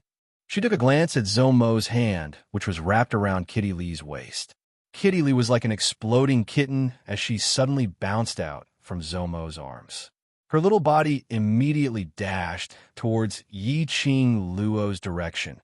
Kitty Lee won't show off her affection with a frivolous man. Zoumo, who had lost his warm and fragrant body. Damn it, I shouldn't have said so much. Yi Qing Luo smiled as she stroked Kitty Lee's little head, then raised her head and looked at the array barrier, at those cultivators who were looking at her, and DMO Xian with a hopeful expression. His gaze finally landed on the executive elder. Our top priority now is to break this formation and leave the auction. Yi Qing Luo opened her mouth and her tone was very steady and extremely dignified. Moreover, we don't have much time left. This auction will be swallowed up very soon, and if we are not able to break the array before it is completely swallowed up, then all of us will be buried along with the auction. The profound practitioners of the various great forces gritted their teeth. We will definitely cooperate with the Imperial Madam if you have any ideas. I don't have a solution. When Yi Qing Luo said this sentence, everyone's eyes were filled with disappointment. However, her next words immediately followed. However, there will soon be a way to break out of the formation. But before that, I want all of you to protect your own lives. The various powerhouses' cultivators' emotions were like a roller coaster. When they heard Yi Qing Luo's last sentence, all of them were almost touched. Chapter 38:13. Yi Qing Luo didn't want their gratitude. If you can't even protect your own life, then you deserve to die here. The profound practitioners of the major forces all wore different expressions on their faces. She was embarrassed and embarrassed. All right, they thought too highly of themselves. They really thought that Yi Qing Luo was worried about them. Yi Qing Luo ignored their thoughts. She stood side by side with DMO Xian, looking at Yuzun, who was wrapped in black qi. Blood was still splattering. It was as if it wanted to suck all the blood from the Dark Lord's body dry. She frowned slightly and asked in a low voice, Yuzun is the young master of Tenyu Palace. Are the people behind Tenyu Palace really willing to sacrifice their own son? Over at the Palace of Secluded Darkness, would there be the so-called willing and unwilling emotions? DMO Xian lowered his eyes to look at her, his thin lips raised slightly. Yiqing Luo shook her head. No. It was said that even a vicious tiger would not eat its cubs. The people behind the scenes of the Dark Abyss Palace were inhumane. No matter what, they would protect their own son. Who could have thought that in order to achieve his goal, he would even sacrifice his own son? I followed the mutated beasts and found the medium to control the corpse puppet goo. Through that medium, I think I should be able to find the formation core. Yiqing Luo recalled what had happened before she was forcefully dragged into the consciousness space by Yuzun. She held on to DMO Xian's arm. Ah, Xian, let's go over there to take a look. DMO Xian looked at the young lady's extremely pale face. His brows were filled with heartache. Can you hold on? Yiqing Luo smiled at him. Even you can hold on. I'm just a little tired, so naturally I can hold on. DMO Xian's eyes flickered slightly. Don't even think of rebutting. Yiqing Luo raised her hand, and her slender fingers gently pressed on his chest. Her fingertips slowly circled around his chest. The smell of blood on your body can't be concealed. DMO Xian was injured. This was something that Yiqing Luo knew from the start. And then, because of her, DMO Xian suffered another palm strike. The injuries on his body were not lighter than hers. DMO Xian's eyelashes trembled slightly. He smiled faintly and then sighed, as if there was nothing he could do. His shimmering peach blossom eyes seemed to be filled with a pool of spring water, extremely doting. The girl also raised her head slightly, and her long and narrow eyes curved upwards, outlining an exquisite and flirtatious flower pattern. Her red dress made her look even more like a blazing sun. The two of them stared at each other. The entire atmosphere of the battlefield was filled with danger. They were all affected by the atmosphere. It was as if they could only see each other in this world. It could no longer accommodate anyone else. When Zhu Wuxin followed the aura and rushed over, this was the scene he saw. His hurried footsteps suddenly came to a halt. His pitch-black eyes stared fixedly at the picturesque scene in front of him. The rare irritation on his face slowly disappeared from his eyes. He just looked at Yiqing Luo. He looked at the gentleness in the girl's eyes and the obvious love. There were no ripples in his eyes. However, his entire body exuded a gloomy and sorrowful aura that no one could ignore. After a long while, he clenched his fists. He allowed his nails to embed into his palm. Red Clarity Pavilion. Pavilion Master? Suddenly, someone cried out in surprise with a tone of reverence. This voice attracted quite a number of people's gazes. Xiao Yinyan and Pei Sheng also looked over. Chapter 38:14. From that image, when he saw the battle between Yiqing Luo and Lord Yu, Xiao Yinyan started to suspect Zhu Wu Xian. But when Xiao Yinyan walked closer to Zhu Wu Xian, he saw the emotions which he couldn't restrain in time. The words which were at the tip of his tongue were stuck in his throat. What kind of gaze was that? He couldn't use words to describe it. More accurately, very few people were able to see the extremely faint emotions in Zhu Wu Xian's eyes. Only those who had the same experience were able to see the emotions under the calmness. Right, aren't you with Aluo? Why did you only appear now? Pei Sheng followed closely behind. His dark golden eyes were filled with displeasure as he looked at Zhu Wu Xian. Xiao Yinyan raised his hand, blocking Pei Sheng's interrogation. He raised his eyes and saw the sweat on Zhu Wu Xian's forehead. He should be very anxious to be able to make the legendary mysterious powerhouse. Red Clear Pavilion's Pavilion Master sweat and pant slightly. It was enough to prove that Zhu Wu Xian had rushed over at the fastest speed after he sensed Yiqing Luo's presence. His concern towards Yiqing Luo was no less than theirs. Moreover, in the depths of Zhu Wu Xian's eyes, that undetectable emotion. It was obvious that Zhu Wu Xian had feelings for Yiqing Luo. What were you doing earlier? Did you see the image of Luo in the space of consciousness? Xiao Yinyan asked. Zhu Wu Xian's gaze didn't shift away from Yiqing Luo. His thin lips moved slightly as he replied, I saw it. Secluded Palace's motive is very obvious. I hope that at this moment, you can put aside the grudges between you and the Overlord. If the both of you work together, You will definitely be able to break this array, Xiao Yinyan said. Chu Wuxin's gaze finally shifted to him. That gaze was like frost. Xiao Yinyan's brows creased tightly, but he wasn't scared off by that gaze as he persisted. The battle in the space of consciousness has already exhausted all Luo's energy. You also want to end this chaotic battle earlier, right? If we drag on, this auction will be swallowed by the array. All of us will die here, including Aluo. Xiao Yinyan specially added the last 4 words, but he didn't get Zhu Wuxian's reply. He pursed his lips and was about to speak. The red-robed man turned around and walked towards Yiqing Luo and Dmo Xin's direction. Before he left, he said, "There's no need for him. I alone am enough." He didn't need a venerable sovereign. Xiao Yinyan was startled as he looked at Zhu Wuxin's back. He was in a trance for a moment. It was as if his memories had returned to a long time ago, the memories that he had sealed away. The surrounding cultivators' exclamations naturally attracted Yiqing Luo's attention. Yiqing Luo naturally detected Zhu Wuxian's approach.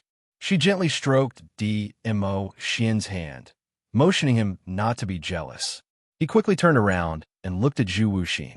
"Do you still remember the position of that vine just now? If we follow that direction, we might be able to find the eye of the formation." "Yes." Chu Wuxin's eyes met hers, and he looked at her face without blinking. Then he said word by word, "You owe me another favor." Yiqing Luo had yet to react to the meaning behind his words. Zhu Wuxin had already leapt into the air. The blazing red robe was like a burning flame. His sleeves moved. Boundless, profound energy spread out in all directions. Chapter 38:15. The auction, which was collapsing ceaselessly, also stopped its restlessness because of this. Various powerhouses' cultivators felt that the ground beneath their feet was no longer shaking as they heaved a sigh of relief. One by one, their gazes were all gathered on Zhu Wuxian. Yiqing Luo also raised her head as she looked at Zhu Wuxian. She was still wondering what Zhu Wuxian's intention was. His gaze didn't even have time to land on Zhu Wuxin. Her wrist was grasped by a broad and thick palm. Immediately after, she was pulled into the man's warm and firm embrace. Her head was pressed onto his chest by the man's large palm. Above her head, the man's slightly dissatisfied voice floated down. "Eyes, where are you looking at?" Yiqing Luo was pressed into his arms and had no way to raise her head as her voice sounded a little dull. "I'm looking at what he wants to do." "What can he do?" "Snatch the limelight." Dmo Xin scoffed disapprovingly as he suppressed his voice with an overbearing CEO's tone. "If he wants to snatch, let him snatch. Anyway, if your eyes don't look at him, then he's a loser." Yiqing Luo, what on earth was this? What snatched the limelight? She was only curious why Zhu Wuxian said that he owed him another favor. Her man was suddenly jealous? Yiqing Luo ridiculed in her heart. She heard the man's chilly voice. Why? Very worried about him? Want to help him? Yiqing Luo. At this juncture, wasn't it the time to be jealous? Furthermore, normally speaking, worrying was also normal. No matter what, Zhu Wuxian was considered as her friend. But in front of Dmo Xin's gloomy face, Yiqing Luo naturally didn't dare to say these words. She only rubbed her little head against his chest as she explained in a gentle voice. "Before I was swept into the consciousness space, I used the strange beast to search for the direction of the array core. Zhu Wuxian was there too, so I was thinking, if he had found the array core after I was swept into the consciousness space." Huh. The man who floated down from above her head gave a cold snort.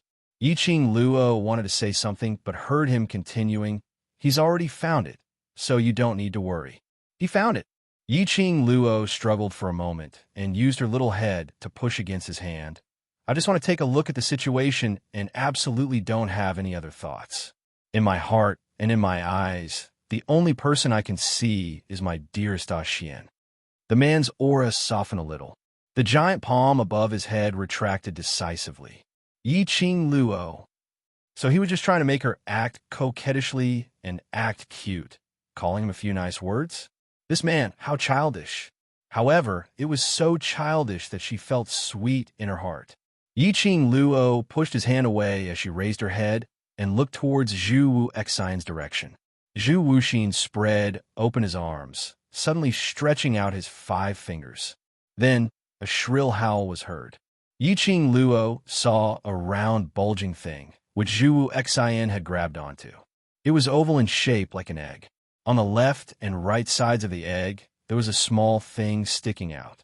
Below the egg, there were 2 thin things. It kept on fluttering about. It even gave out a robotic voice, screaming at the top of its lungs. Just when she saw that little thing clearly, Yiqing Luo was stunned. That wasn't that. The strange beast's original body? Chapter 38:16. Yiqing Luo heard the mournful cries for help. 3 black lines appeared on her forehead. It really was Shadow's egg, abnormal beast ball. Why did it turn into its original form and was caught by Zhu Wu Xian? What did Zhu Wu Xian want to do by catching the strange beast? She was still wondering. A man's light voice was heard from behind. He should be intending to make use of the strange beast to find the direction of the array eye. Yiqing Luo was stunned. What do you mean? Now that the array has been activated in advance because of Lord Yu's blood, in order to find the array eye, we need to make use of the strange beast's characteristics. DMO Xian said. But under this kind of profound cultivator's blood and secret arts, as long as the strange beast touches the array eye, I'm afraid it will be swallowed by the evil qi. Yiqing Luo's pupils suddenly widened. That was Shadow's contracted war pet. Moreover, the mutant beast had come here to help her. She immediately dashed towards Zhu Wu Xian's direction. Zhu Wu Xian, wait. The young lady's clear voice made Zhu Wu Xian's body stiffen. Immediately after, the strange beast in his hand was scooped over by the young lady. Wah, heroin! That scared the ball. The strange beast was so frightened that it pounced into Yiqing Luo's arms and wailed loudly. That mechanical voice sounded a little ear-piercing when it cried. Yiqing Luo grabbed the ball's thin hand and hung it up. Don't cry. Be quiet. The strange beast twitched, feeling aggrieved. It almost became a test subject, and yet it didn't cry. This was too much of a bully. Yiqing Luo raised her head and looked at Zhu Wu Xian. This ugly beast is my friend's war pet. Moreover, these strange beasts specially rushed over to help me. Although they are ugly, but we can't use their lives to find the array eye.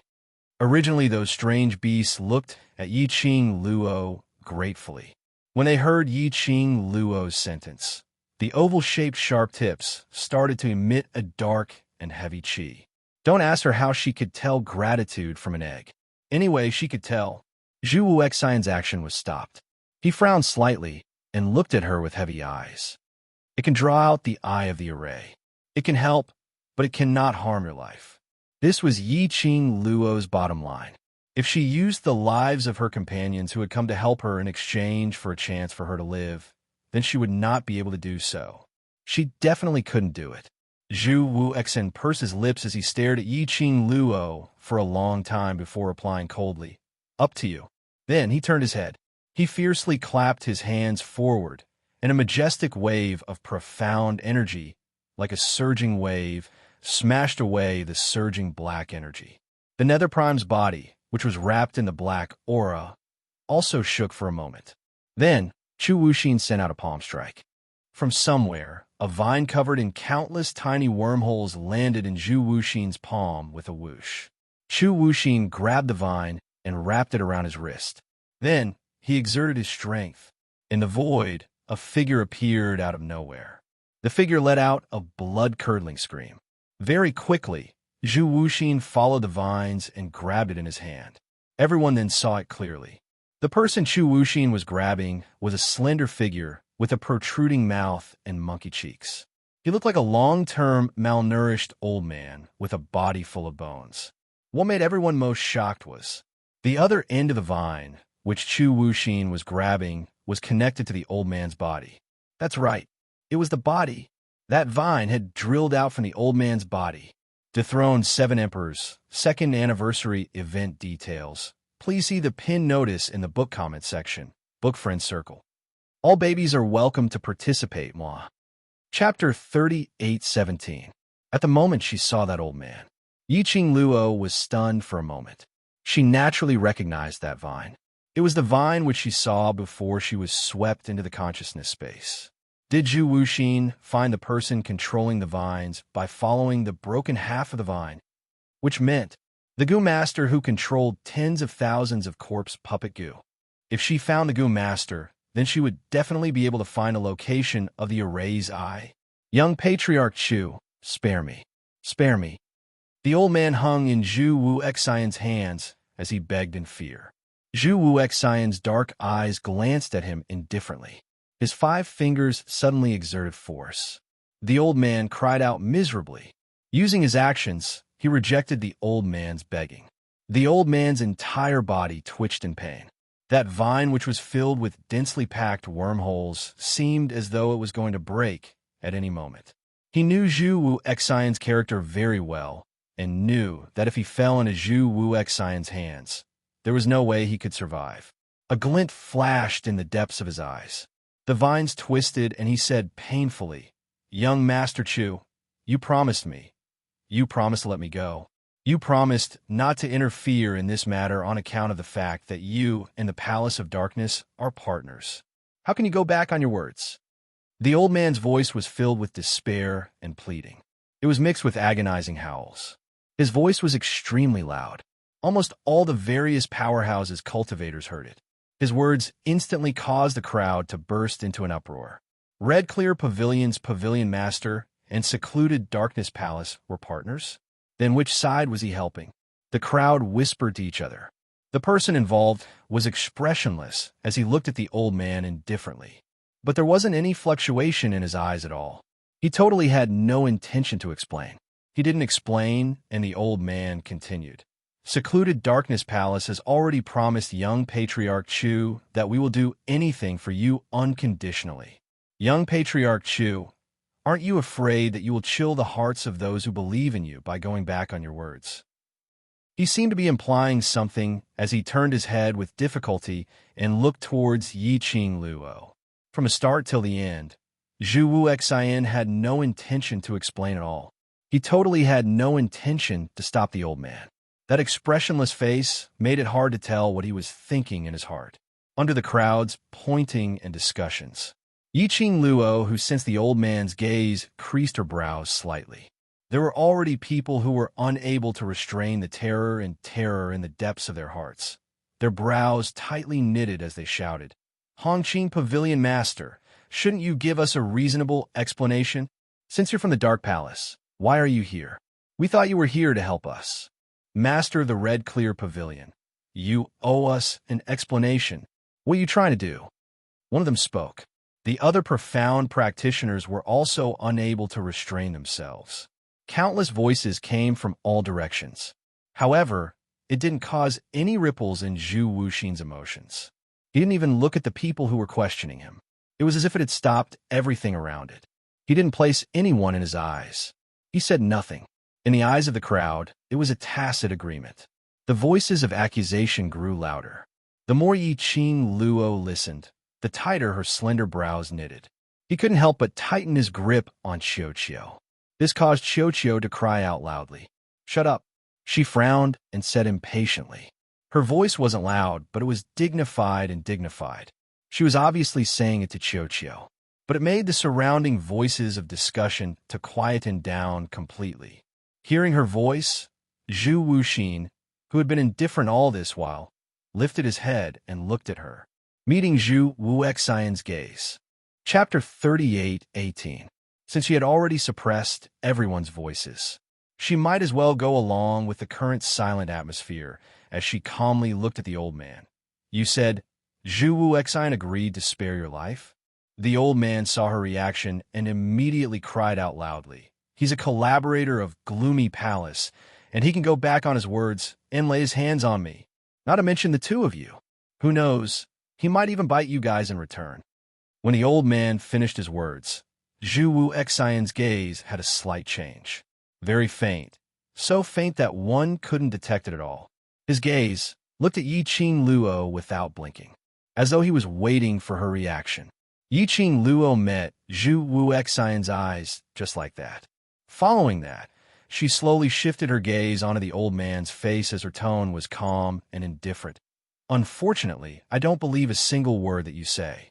The complacent look in the old man's eyes instantly froze, whereas Zhu Wuxian's eyes, which had always been calm and without any ripples, at this instance, the depths of his eyes seemed to be blossoming with a riot of colors. Even his cold and thin lips curled up into an extremely shallow arc. Yiqing Luo continued, "Because I know better than you what kind of person Zhu Wuxian is. He disdains to deceive you, and disdains to use lies to deceive anyone." Her lips curled as her smile was filled with ridicule. Using this kind of low-level instigation method, trying in vain to sow discord between Zhu Wuxian and me before you die. You've really put in a lot of effort. But do you really think that everyone in this world is like you? An idiot? The old man's pupils suddenly constricted. His eyes stared intently at Yiqing Luo as he secretly clenched his teeth tightly. Yiqing Luo gave a cold laugh. "As compared to your gloomy palace, this bunch of sinister rats, I naturally believe in Zhu Wuxian more." The old man's teeth were grinding so hard that they creaked. Immediately following that, his eyes turned cold as a burst of murderous intent shot out. He suddenly stretched out his hand and pressed it against his chest, grabbing onto the vine which emerged from his body. At the next instant, Yiqing Luo felt a gust of cold wind assaulting her back. The surrounding people drew in a breath of cold air as they cried out in shock. Yiqing Luo's body had already subconsciously made an instinctive reaction. Suddenly, she turned sideways. Bang! What greeted him was a chilling wind that seeped into one's bones. Yiqing Luo retreated swiftly. However, the cold wind still brushed past his shoulder. When she saw who it was, she was stunned. Yu Jiwen. In front of him, the person with her arm in a sling, walking like a zombie with a bloody face. Wasn't that Yu Jiwen? Towards Yiqing Luo's voice, Yu Jiwen had no reaction at all. She was like a zombie, shaking her body as she pounced towards Yiqing Luo once again. His blood-stained face was devoid of any expression. Even his eyes were empty and lifeless. Yiqing Luo raised her hand and was just about to press on the place where the Yin wind had brushed past. The egg-like ball in her arms suddenly transformed into a big mouth in her arms. The sharp fangs and the stench in his mouth gushed into his nostrils. Yiqing Luo almost sent it flying with a slap. He would transform at the slightest disagreement. Who taught it? How disgusting. Yiqing Luo's slap was about to fly out.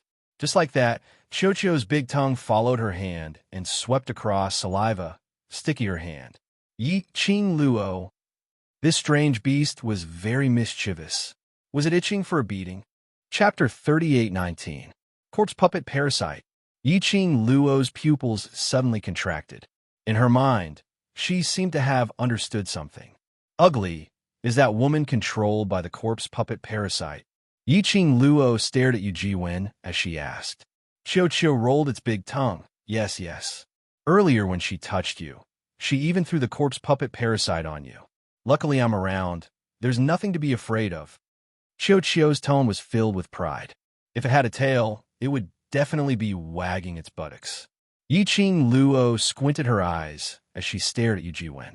Following that, her gaze shot towards the old man's direction. That old man's final attack. It infuriated Zhu Wuxian.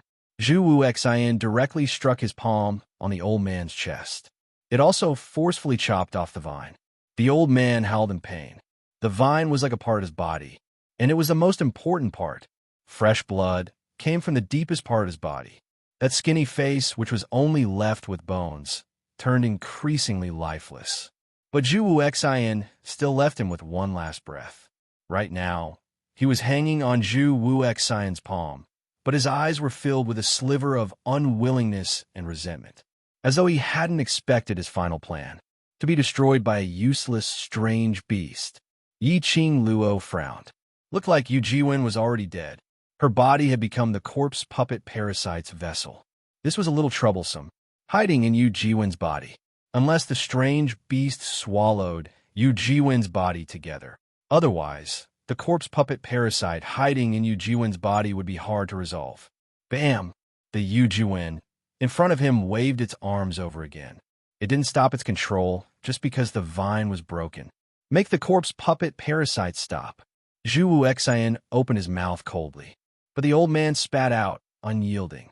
And because of this series of episodes, the black chi, which had stopped because of Zhu Wu Xian, once again wrapped Yu Zun, who was floating in midair. Following that, the entire auction house once again fell into an earth-shaking destruction. Everyone screamed in panic. Yiqing Luo was shaken by the surrounding airflow as her body was on the verge of collapse, unable to stand stably. Yu Jiwen was still attacking her. With every attack, Qiuqiu's tongue would sweep across. It could be seen that Yu Jiwen had made up her mind to use the corpse puppet goo to control her. Yiqing Luo took a look at the chaotic auction. Then, he looked in the direction of the Dark Prime. She pursed her lips, and her gaze finally landed on Xiao Inyan. Inyan, let the mutated beast hold Yu Jiwen back. It's best if we can find a way to force the corpse puppet goo out of her body. As she spoke, she tossed the ball in Xiao Inyan's direction. In the current situation, only mutated beasts were the nemesis of the corpse puppet goo. At the critical moment, Qiuqiu was quite impressive. At the same time, when Yiqing Luo threw it to Xiao Inyan, it shouted at the top of its lungs and used the voice of the mutant beast to summon a group of companions. More than a dozen mutant beasts surrounded Yu Jiwen. Yiqing Luo took the opportunity and speedily headed towards Zhu Wu Xian's direction. The moment she moved, his wrist tightened. She was pulled back by the man's arm. Her petite body crashed into Dmo Xian's arms. She heard the man's low and hoarse voice. Why? Still intending to run towards him? Yiqing Luo raised her head and met the man's deep eyes. We must force the direction of the array core from that old man's mouth. Chapter 3820. Yiqing Luo. This was not the time to be jealous, was it? However, Dmo Xian's peerless countenance was very indifferent. Even his voice was a little low and dull. He lowered his head and rested his chin on the girl's shoulder. What? You can't explain it? Yiqing Luo felt that this voice was very cold. It was so cold that she was shivering. Yiqing Luo raised her head and met Dmo Xian's indifferent gaze. She didn't quite understand what Dmo Xian meant. Generally speaking, Dmo Xian's expression of jealousy belonged to him acting coquettishly and seeking to be appeased. But he would never disregard the occasion and the situation. Because of the trust between them, there was no need for any words or words at all. Therefore, she would cooperate with him and say what he liked and wanted to hear.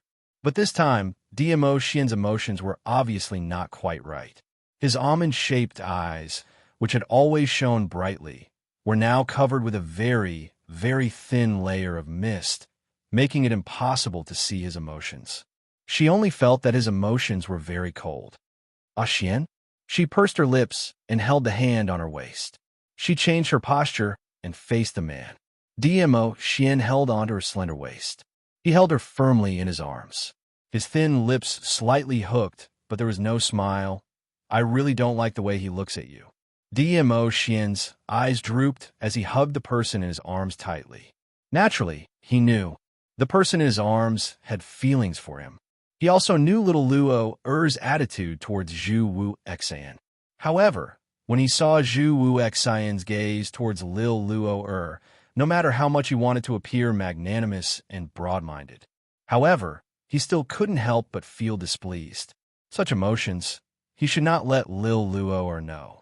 But when he saw Lil Luo Er trust Zhu Wu Xian without any hesitation, when he saw Zhu Wu Xian looking at Lil Luo Er with that glowing gaze, the emotions that had been suppressed in his heart couldn't be contained anymore. He did not mind showing such emotions to Lil Luo. I really don't want to. Dmo Xian suddenly loosened his grip on Yiqing Luo. He lowered his head. His black hair flew in the air and fell on both sides of his face. It concealed the emotions on his face. He took 2 steps back. His body exuded an indifferent and cold feeling. Ah, Xian. Yiqing Luo naturally noticed the change in Dmo Xian's emotions. DMO Xian raised his head and curled his thin lips at her before shaking his head. Nothing. I just feel that this limelight cannot be allowed to be brought out by him alone. He chuckled and looked in Zhu Wu Xian's direction. Then, he walked towards Zhu Wuxin. My own woman has to be protected by myself. He was just about to take a step. Suddenly, he felt a soft and delicate body behind him. The girl wrapped her arms around his waist. She pressed her face against his back. Xian, I am very happy that you have such negative emotions because of me. The girl's voice was very soft and gentle. Clearly, she understood the reason for the change in his mood. She patiently stroked his fur. You have to protect me for the rest of my life. After that, you'll have to help me repay Zhu Wuxin's favor. With just a few words, the gloomy atmosphere in DMO Xian's heart had completely dissipated. Listening to the girl's soft voice, his mood seemed to have turned better. Even the corners of his lips couldn't help but curl into an arc. Yiqing Luo let go of his waist and walked in front of him. Chapter 38:21. Looking at the smile on DMO Xian's face, Yiqing Luo felt sweet in her heart. This large-sized dog-type pet had an extremely comfortable look when its fur was being smoothed. It made her unable to restrain her laughter. Since you've already decided not to let him be the only one in the limelight, then go ahead. Yiqing Luo took 2 steps back as she opened up a path. But promise me, you must not force yourself. DMO Xian's expression had already regained its original lazy and confident look. His lips curled as he gave her a light smile.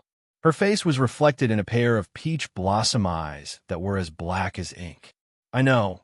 You've already thought a way to find the array. I believe you. Her understanding of DMO Xian was the same as how DMO Xian understood her. When she heard DMO Xian saying, not willing to let Zhu Wu Xian be the only one in the limelight, then thinking back to how he had expressed his dissatisfaction at this juncture. DMO Xian wasn't someone who didn't know how to analyze the situation. He would do this. He definitely had a way to deal with it. Her words once again made DMO Xian's brows tainted with a warm smile. He raised his hand as he rubbed Yiqing Luo's head. Following that, he leapt forward. Turning into a purple remnant shadow, he speedily neared Zhu Wu Xian. Zhu Wu Xian had been paying attention to Yiqing Luo's side, and on seeing DMO Xian approaching, his eyes deepened. What are you doing here? DMO Xian's side profile was more magnificent than ever before. His thin lips curled slightly as his peach blossom eyes were suffused with a faint cold intent. But he was smiling. His smile made one feel that it was dangerous and charming at the same time. Leave the following matters to me. He opened his mouth as he wasn't courteous at all. Zhu Wu Xian scoffed lightly as his eyes turned slightly chilly. On what basis? The meaning behind his words. This was his credit, and he wanted Yiqing Luo to owe him a favor. On what basis did DMO Xian have to make him hand over the result of his hard work the minute he opened his mouth? DMO Xian tilted his head as his eyes turned sharp. On the basis that I am the one whom Lil Luo likes. His words made Zhu Wu Xian's face turn black. But DMO Xian didn't care. He curled his lips lazily and indifferently. Just now Lil Luo asked this noble one to help her repay your favor. I'm sure that you don't want this noble one to owe you a favor either. So, stay by yourself. That slightly complacent tone. This made Zhu Wu Xian's eyebrows jump. Clenching her fists, she could not help but want to smash DMO Xian's face. He had to admit it. DMO Xian's words. This truly dealt a blow to Zhu Wu Xian's heart. He couldn't refute Yiqing Luo's feelings towards DMO Xian. There was no way to refute the fact that the person Yiqing Luo liked was DMO Xian. And Yiqing Luo even let DMO Xian repay the favor she owed him. This was obviously treating him as an outsider. As for DMO Xian, he was one of them. Zhu Wuxin's emotions were clearly fluctuating. DMO Xian's eyes were tinged with a smile. Handsome face, noble and elegant. His purple robe fluttered in the wind, making him look even more noble. Just at this moment, DMO Xian suddenly moved. That old man who was originally held in Zhu Wuxian's palm had already fallen into Dmo Xian's hands. Zhu Wuxian was stunned as his eyes turned chilly. "What do you mean? I don't need you for the rest," Dmo Xian said calmly, his side profile still showing an indifferent expression. Zhu Wuxian's chilly eyes were instantly covered with a black glow. He stretched out his hand to snatch that old man away as his voice was filled with anger. "What if I say, I want you, the almighty Overlord, to owe me a favor?" Chapter 38:22. Dmo Xian's words had just landed. A burst of raging, profound energy surged wantonly. The old man was exchanged from Zhu Wuxian's hands to Dmo Xian's. The pressure released when the two of them were fighting against each other. His last breath was almost cut off. He felt the surging, profound energy from Dmo Xian. He was so shocked that his pupils regained some vigor. And man, it was the vigor of excessive shock. No one was not afraid of death. They were even more afraid of being tortured to death. The reason why he was fearless. He wanted to force Zhu Wuxian to settle him in a fit of anger. But Dmo Xian wouldn't. At a close distance, the old man could clearly see that Dmo Xian's eyes seemed calm, but in fact it was brewing a terrifying, profound ray. An indescribable sense of fear invaded his body and mind. "Array." Dmo Xian's thin lips moved slightly. Two words were spat out from his lips. The old man felt as though there was an icy, cold, big hand tearing his body apart. Swish! A vine stretched out from his body. Dmo Xian directly grabbed that vine and pulled it hard. The old man cried out in pain. The blood vine, under the envelopment of Dmo Xian's profound ray, suddenly turned into a green-colored snake as it sped toward a certain direction in front. No, no. Looking at the direction where the vine was scuttling towards, the old man's eyes widened as he cried out in despair and indignation. The moment the two words came out, he felt a fishy sweetness surging up his throat. A mouthful of blood was spat out. His body then drooped down limply. He had no other energy. "The array is over there." Yiqing Luo kept staring at that direction. The old man's attitude obviously proved that that direction was indeed where the array was located.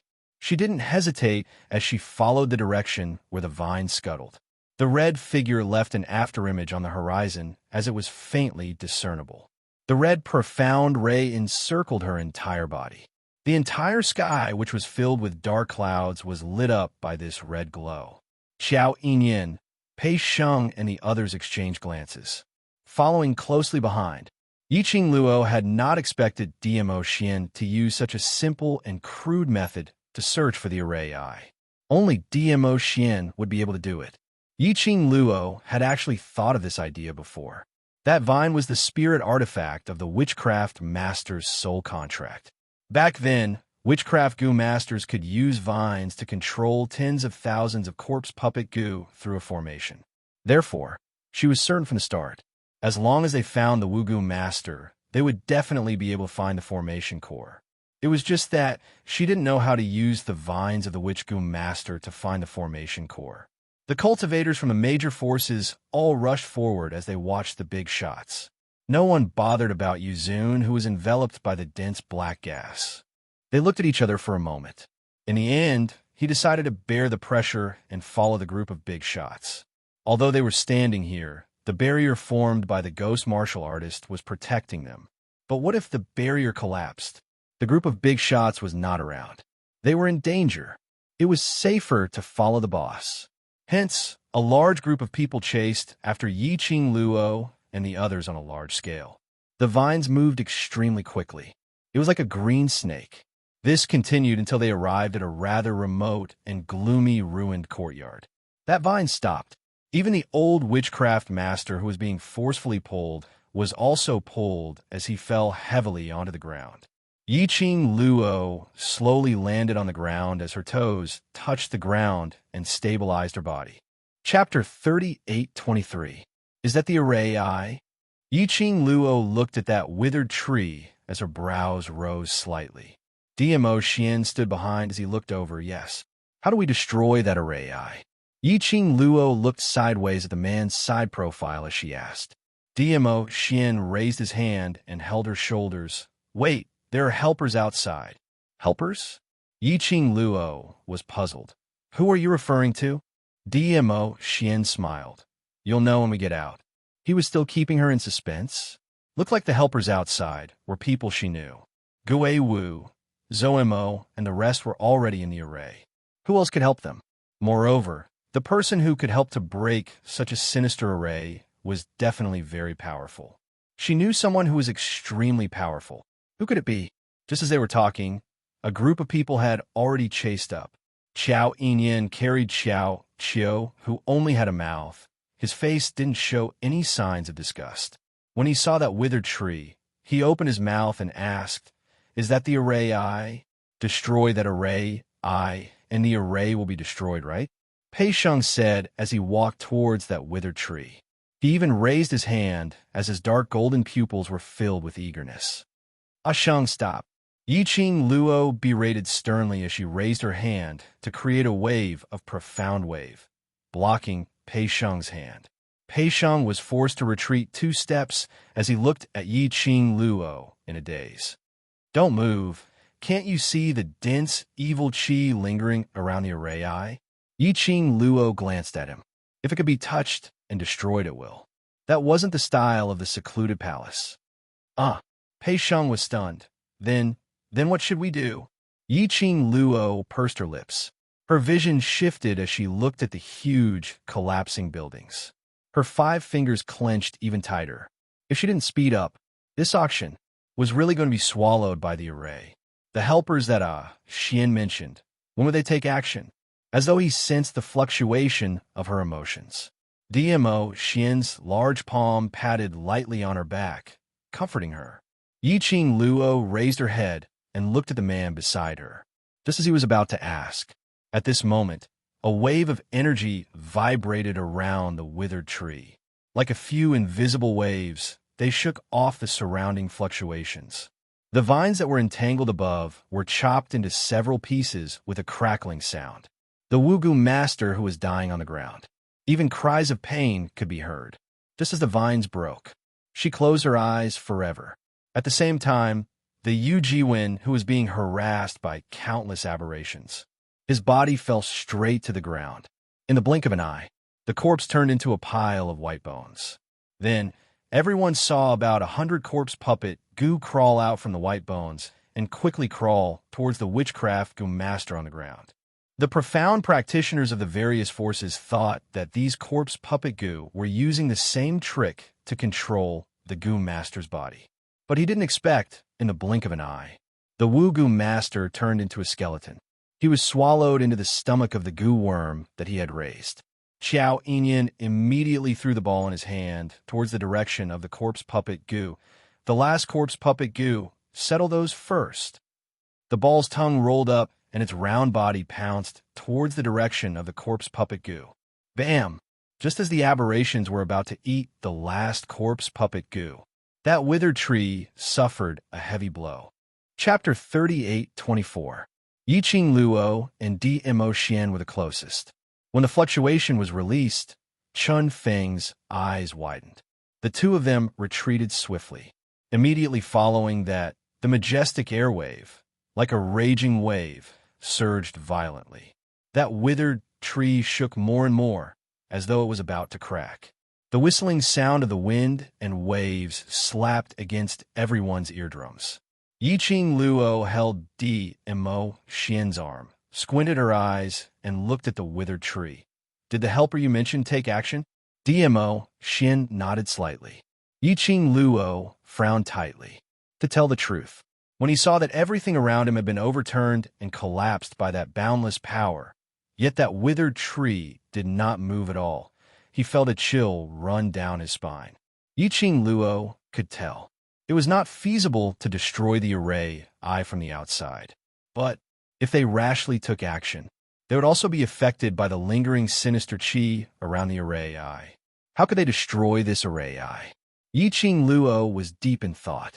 Perhaps the helper outside the array was a little too impatient. That withered tree shook violently. The originally withered tree branch, with a kacha sound, actually broke off. That broken branch rolled along with the strong wind. It wildly turned into a sharp blade, directly piercing towards Yiqing Luo's face. The speed of the sharp blade was extremely fast, and the lingering profound ray was very shocking, as though it was going to pierce through the sky. Yiqing Luo only had time to see a trace of silver edge as it flashed past her eyes. A strong, murderous intent spread out in front of her. She wanted to dodge, but it was too late. Immediately, she raised her hand. Her 5 fingers moved. The glower flame fan opened up, blocking in front of her. Bam! The sharp end of the broken branch hit the glower flame fan. But the strength was not as big as she imagined. Sounds of cold air being sucked in were heard from the surrounding. There were also people who were faintly panicking, screaming, "Overlord." Yiqing Luo's gaze moved and saw in front of the glower flame fan that broken branch was firmly held in the palm of a large palm. It was Dmo Xian. He used his own hand to stop that broken branch. Yiqing Luo's pupils slightly widened. He stared at the broken branch in his hand, which was already bleeding. She quickly closes the glowing flame fan and hugs the man's arm with both hands. Ha Xian. In such a situation, it was not impossible for her to block it with a glowing flame fan. Furthermore, based on Dmo Xian's ability, even if he was injured, he could easily repel this broken branch.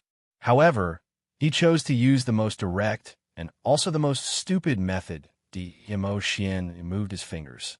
He furrowed his brows slightly. Yiqing Luo's eyes almost turned red. Does it hurt? It doesn't hurt. Dmo Xian let go of the broken branch. His palm had already been scraped by the force of the broken branch. Flesh and blood flew everywhere, looking extremely horrifying. Yiqing Luo's eyes turned even redder as her words started to choke.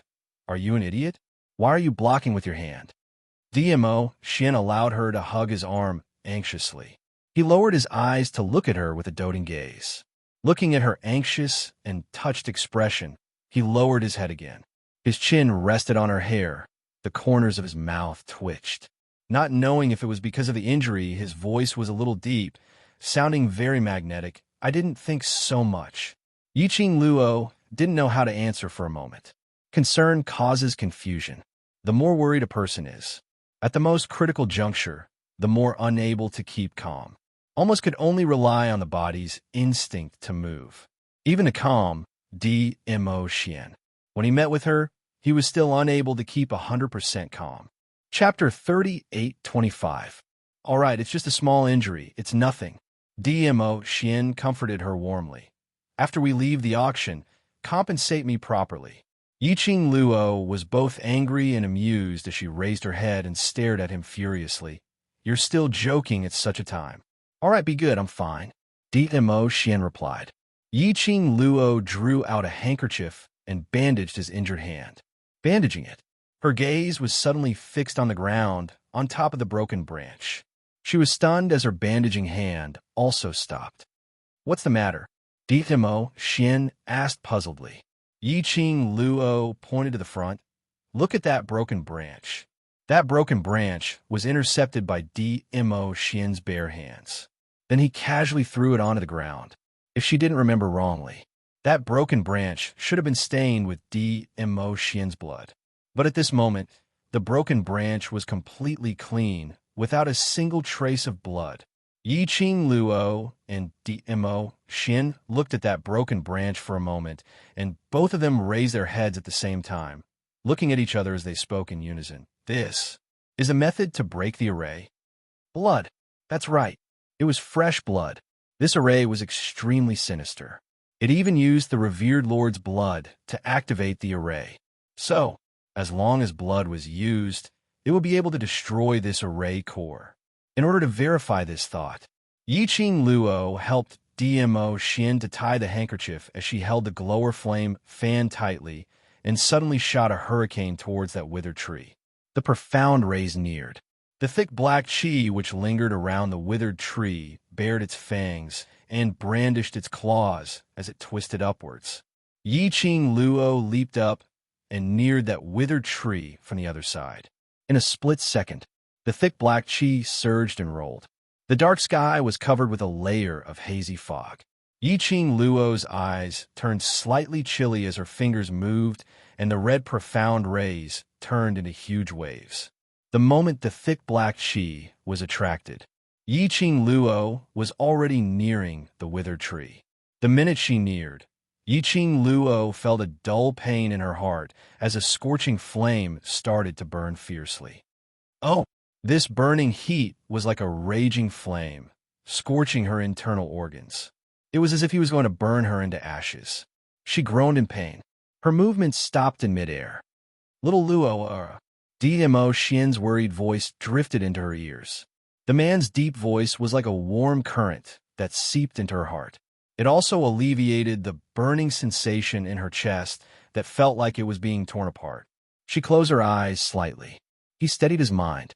She turned around and looked in their direction, revealing a faint smile. The hurricane moved. The wind blew her hair, her dress. Like a blossoming rose, incomparably gorgeous. Clearly, his face was so pale. His brows were tightly knitted, as if he was enduring some sort of pain. But she was still smiling.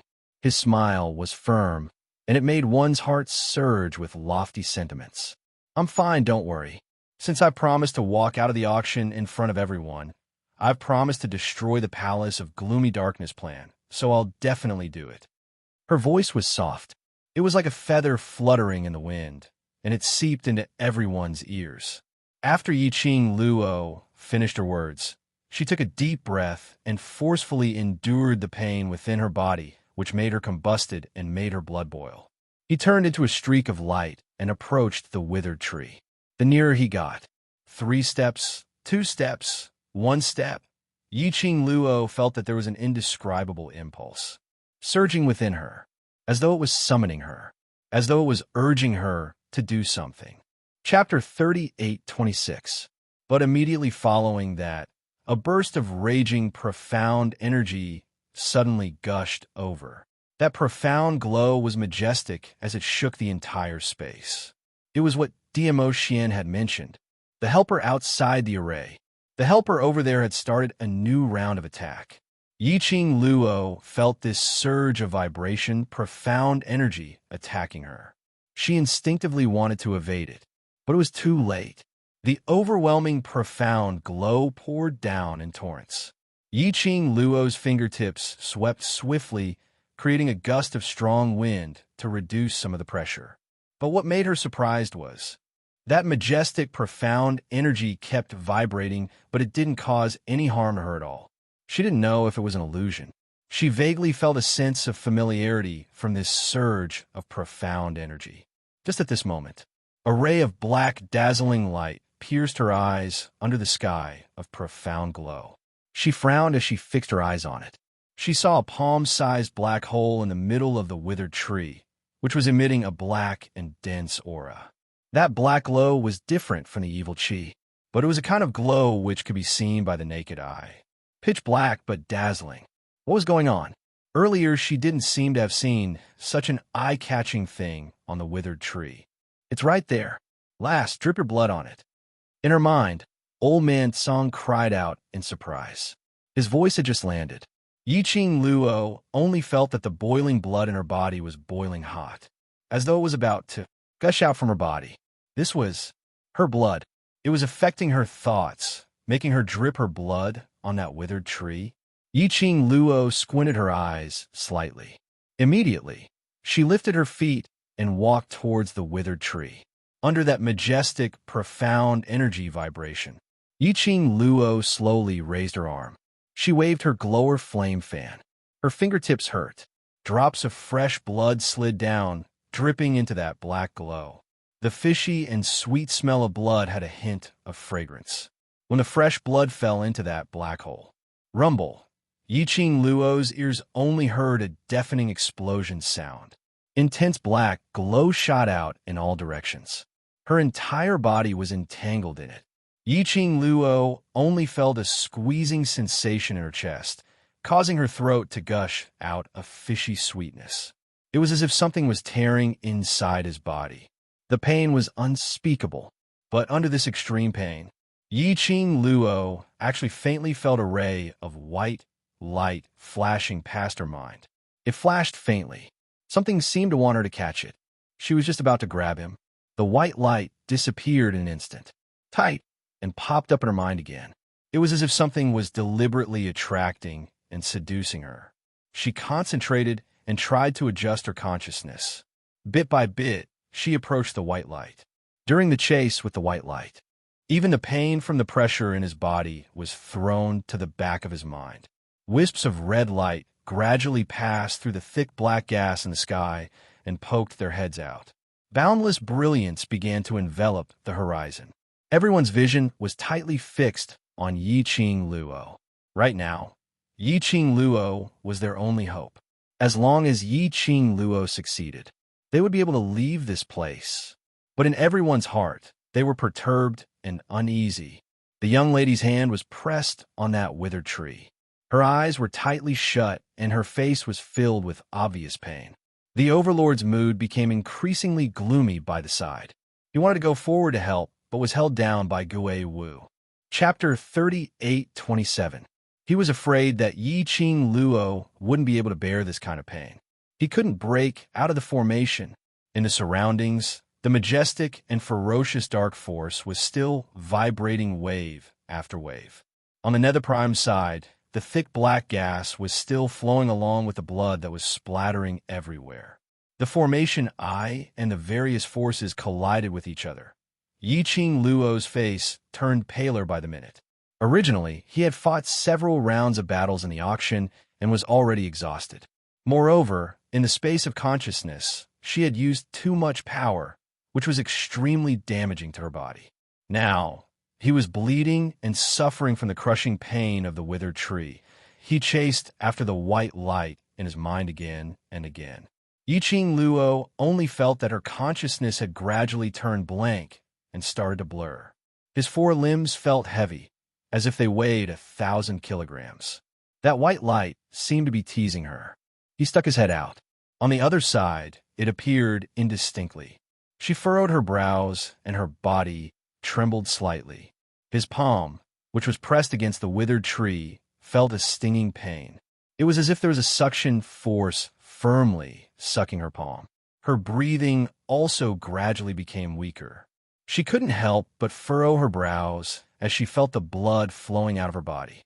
Hold on, hold on, hold on. There seemed to be a voice in his mind that kept repeating these three words. She no longer had the strength to discern the direction of the sound and the owner of the sound. She only knew that this voice caused her consciousness to become fuzzy, and then she suddenly woke up. Yi Qing Luo's breathing became smoother bit by bit. He struggled to maintain his consciousness. Little Luo, DMO Xian saw the changes in Yi Qing Luo's expression as his eyes stared fixedly at Yi Qing Luo. His face no longer had the usual noble elegance.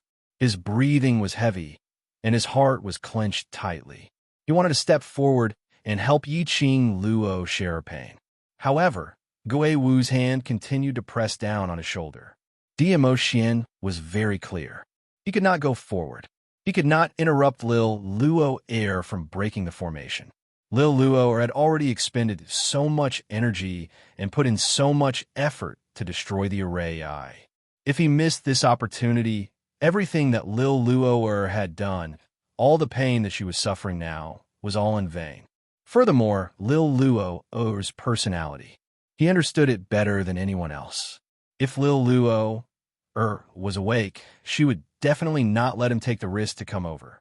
Little Luo.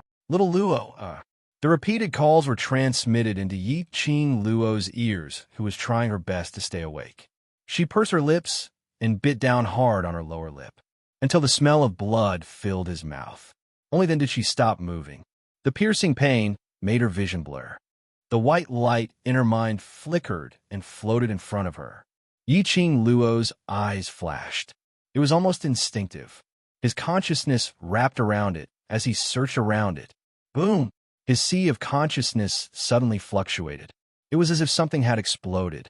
In front of Yi Qing Luo, a vast expanse of white light flickered. Then, her body was like a feather her legs weak and powerless. Boom! His mind buzzed again. Like a tidal wave, the profound strength surged wildly in his body. Wave after wave, they violently squeezed into the profound heart jade. The surging profound energy easily soothed the pain from the squeezing in her body. Replacing it was a relaxed feeling in both body and mind. The surrounding heaven and earth's spiritual chi encircled her body. Chapter 38:28. Boom! Another roar was heard. Yi Ching Luo's surrounding aura vibrated and turned into circles of ripples as it rippled outwards. Like a tide, the surging profound energy gradually turned into a whirlpool. The alluring red glow intertwined with that whirlpool. It enveloped the young lady's blazing figure. The whirlpool rolled wildly. The red glow was like fire. The aura surged like waves, one after another. This scene instantly caused all the profounders from the various powers to be flabbergasted. There was no way to conceal the shock on their faces. Is this an advancement? Imperial Madam actually advanced at the critical juncture of destroying the array core. Not advancement, it's a breakthrough. This is a breakthrough. The various powerhouses' cultivators looked at the surging profound glow in the sky. There were large patches of thunderclouds as they gathered swiftly. The crowd was stunned. With thunderclouds, it wasn't just advancement, it was a breakthrough. One must know that a breakthrough was tens of thousands of times harder than advancement. Some people were stuck at the last stage of advancement and might not be able to break through in their entire lives. That was a leap from one profound grade to another. Exquisite Pavilion's two hall masters stared at Yi Ching Luo's direction as they voiced out the doubts in their hearts. From the aura of her breakthrough, it doesn't seem especially strong. Based on her status as Imperial Madam, this breakthrough should at least be into the legendary realm. Legendary realm, God Mystic realm. Once one stepped into the God Mystic realm, in layman's terms, it meant that one had cultivated to become a god. This was the target which many cultivators were striving for. In the various powerhouses' cultivators' hearts, Yi Ching Luo's ability had definitely surpassed the God Mystic realm. She was a legend who was on par with the Overlord. But when they heard the two exquisite Pavilion's hall masters' doubts, even he was a little stunned. Indeed, Yi Ching Luo's surrounding profound energy aura seemed ferocious. But in actual fact, it wasn't especially strong. Attracting thunderclouds was definitely a breakthrough. If it was a breakthrough, then it would be a breakthrough from one profound grade to another profound grade realm. Based on Yi Ching Luo's performance, Yi Ching Luo's ability should have long entered the spirit profound stage. But Yi Ching Luo had a breakthrough this time. Surely it couldn't be that Yi Ching Luo had broken through from the spirit profound realm to the strongest exalted profound realm, right? This was absolutely impossible. Looking at the entire world, it was said that the only person who had reached the exalted mystic realm was the divine emperor who had passed away a long time ago. After that, there was no news of a second person. Even Di Zun, everyone's guesses about him were only at the divine profound realm. Then, the Lady Emperor's breakthrough this time was from the sage mystic realm to the immortal mystic realm. A breakthrough to become a god? Everyone's heart was still extremely shocked. In the earth realm, the majority of profound practitioners were around the early stage of the sage profound realm. Those who were able to reach the 5th level of the sage profound realm were already rare experts. Moreover, after reaching the profound sky realm and entering the myth realm, the profound sky realm strength would increase tremendously. Every profound rank had 15 ranks to form a great profound rank. The Empress was so young, yet she was able to maintain her sage mystic profound rank 15 to deal with monsters that could wipe them out in a matter of minutes. She was also fighting against the majestic Yuzun. It was already very powerful. As long as Madame D succeeded in her breakthrough, Madame D had become even more powerful.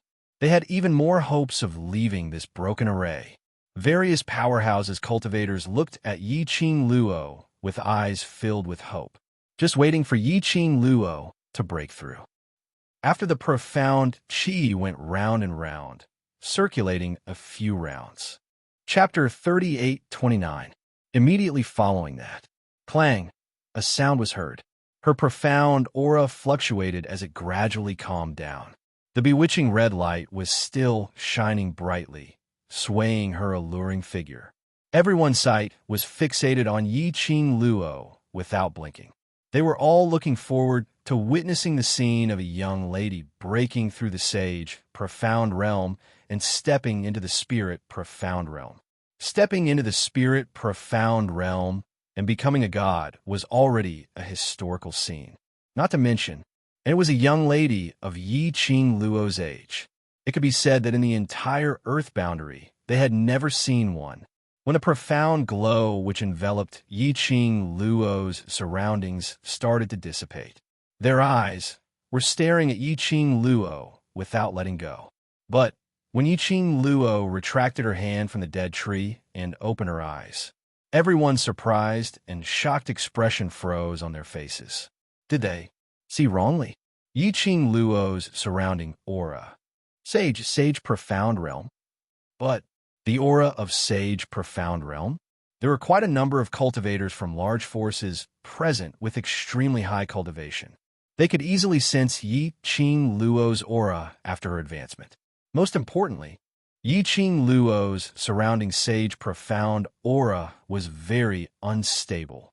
This meant to say, Yi Qing Luo's breakthrough this time was not the so-called stepping into the spirit profound realm, but from the sky profound realm to sage profound realm. Everyone's expression became extremely complicated. Each of them looked at each other, unable to believe their own eyes. How could it be possible to break through to the sage profound realm? She was obviously so powerful. She was so powerful that they felt that only this woman could be a match for the D-Zune. But her profound grade was actually so unexpected. Previously on Yi Qing Luo, they indeed only sensed an extremely weak profound aura. At that time, they thought this was just Yi Qing Luo deliberately disguising her own strength. Unexpectedly. Was that true? Your expressions, what are you trying to express? A deep and husky voice, even if it was just a soft voice, it was extremely majestic. The moment the man opened his mouth, an invisible pressure was released. Everyone only felt a heavy pressure pressing on their shoulders. Overlord, Overlord. Everyone's hearts sank as they spoke with trembling voices. DMO, Xian only lifted his eyelids. His eyes were very indifferent. His tone was also very indifferent. This Lord's woman, whatever profound grade she is, it's not up to you to tell her what to do. His voice paused slightly. He had a faint smile on his face as the corners of his mouth twitched. He looked a little sarcastic. Just you bunch of trash, and you have the nerve to be surprised by little Luo's profound grade? These words were filled with sarcasm. Everyone felt a chill down their spines. They lowered their heads and stood ramrod straight. Mo snorted frivolously as he continued DMO Xian's words and ridiculed. A bunch of high-leveled scum. Now that you can't even defeat a sky profound realm cultivator, don't you feel ashamed? Everyone's pupils constricted. Leaning against Gue Wu, Mo crossed his arms across his chest and smiled like a yuppie. Could it be that this young master is wrong? You're a bunch of trash. In the face of danger, you only know fear and panic, but you're not willing to do anything. Aren't you ashamed to let a 15-year-old girl, a girl whose profound rank is much lower than yours, protect you? In a few words, the profound practitioners of the various major forces were flushed with anger, and their faces were flushed with anger. Chapter 38:30. They were indeed shocked by Yi Qing Luo's profound grade. They also thought that a profound grade like Yi Qing Luo shouldn't display that kind of sharpness. But they had neglected it. Yi Qing Luo was a young sky profound cultivator, but she relied on her own strength to save all of them. It made them feel from the bottom of their hearts, treating her as the only hope to break the array. So what if their profound grades were higher than Yi Qing Luo? So what if their abilities were above Yi Qing Luo? They were totally incomparable to a young lady. On Yi Qing Luo, profound grade wasn't important at all. Her potential, her ability, was the real reason why they were convinced. They shouldn't be here, pointing fingers at Yi Qing Luo's profound grade. Instead, they should reflect on themselves. Profound grade, powerful ability, so what? Unable to use their own strength, to do something that they thought was meaningful. What was the use of such power? They couldn't refute. They were indeed trash. After Yiqing Luo opened her eyes, she heard DMO Xian defending her and Zomo's words. She didn't have any special feelings. To her, those people were just strangers. She didn't care about their thoughts. Following her breathing, she adjusted the profound qi that was still surging wildly in her profound jade heart. There was also the dark force that was continuously circulating in his body for a few days. She didn't expect. He had actually broken through in one fell swoop at this critical juncture. Just now, the white that was swimming around in his mind, the white that was more naughty than a mantis shrimp, was the opportunity to break through. After she grabbed hold of that opportunity, she felt the change in her own body's aura.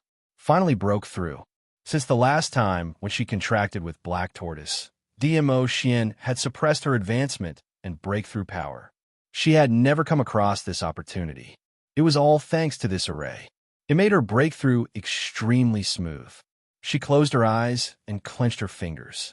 The profound qi that overflowed from her fingertips vibrated. Her heart was calm.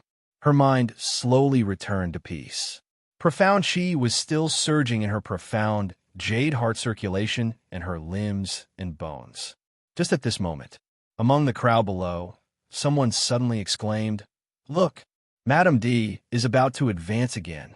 Her aura is starting to fluctuate again." These words caused everyone to suck in a breath of cold air. All of them turned their gazes towards Yiqing Luo in unison. As expected, he saw Yiqing Luo standing beside the withered tree, her eyes slightly closed. A ball of demonic red, profound light enveloped her entire body. Boom! The air vibrated. The air rippled. F*CK. Sage Profound 2nd grade. No, he's at the 3rd level of the Sage Profound realm. F*CK. 4th rank, 4. When everyone sensed the change in Yiqing Luo's surrounding aura, he was completely dumbfounded. This was even more shocking than knowing that Yiqing Luo had just stepped into the Sage Profound stage. They could hardly believe their eyes. When was it really that easy to advance from the Sage Profound realm to the Minor realm, crossing 3 or 4 ranks in a matter of minutes? They weren't practicing the same Mystic class system, were they? It took them 8 to 10 years to advance a grade. This young girl in front of him, swish, swish, swish. Chapter 38-31. Looking at the entire Earth realm, or even the upper realm, to be able to break through 3 or 4 grades consecutively at this age and at this profound grade. There was only Yiqing Luo alone. Everyone's hearts were on the verge of collapsing. Where the hell did this pervert come from? Just based on Sky Profound 9th grade profound grade, she contracted 4 sacred beasts and a mutated mirage beast. And she had the ability to go against Lord Yu. Not only did she break through when she was breaking the array, she even broke several grades consecutively. Not only did she break through, she even broke through several grades consecutively. Everyone stared at Yiqing Luo's devastatingly beautiful face, but her features were obviously young and tender. They felt that their hearts were about to explode. Comparing oneself to others was infuriating. They no longer dared to use their dog eyes to look down on others. Finally, Yiqing Luo finally stopped steadily at the Sage Profound 4th grade's aura. The surging profound energy in her body finally stopped. This time, Yiqing Luo was certain. She had really advanced completely. After the advancement, Yiqing Luo felt a warm current of profound energy, slowly dispersing her earlier fatigue. Even the air seemed to have become purer and cleaner. She could even clearly sense the surrounding heaven and earth's spiritual chi. Finally, she took another step forward.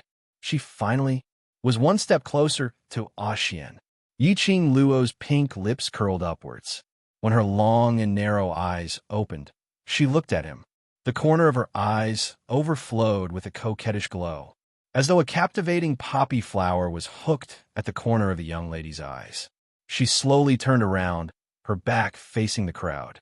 Then she raised her hand. Everyone only had time to see clearly that pair of slender fair wrists flash past. Immediately after, a powerful and terrifying force slashed towards the withered tree. At the same time, outside the formation, a majestic and tyrannical energy suddenly rose. Kacha! The dead tree broke into pieces. As of this moment, the collapsing, swaying auction suddenly stopped. The sky full of dark clouds also dispersed at this moment, revealing the light on the horizon. Various powerhouses cultivators were like withered trees coming back to life, fish on the verge of death. Seeing water, their faces revealed an expression of escaping death. The light shone on every corner of the auction. It also presented the entire ruins in front of the citizens of the land domain. At the moment when the formation was broken, Yang Kai's eyes lit up. The young girl was pressed into the man's arms. She could smell the elegant sandalwood scent of a man. It was reassuring. She curled her pink lips and wrapped her arms around the man's waist. Xian, I did it. You know how it feels to be worried about me, yet you're willing to let me worry about you like this. DMO Xian's arms tightened as he felt the soft body of the person in his arms and smelled the delicate fragrance of the person in his arms. His restless heart. Only then did he seem to have come back to life. Yiqing Luo raised her head. Her eyes curved as she smiled and said, "This is my fault.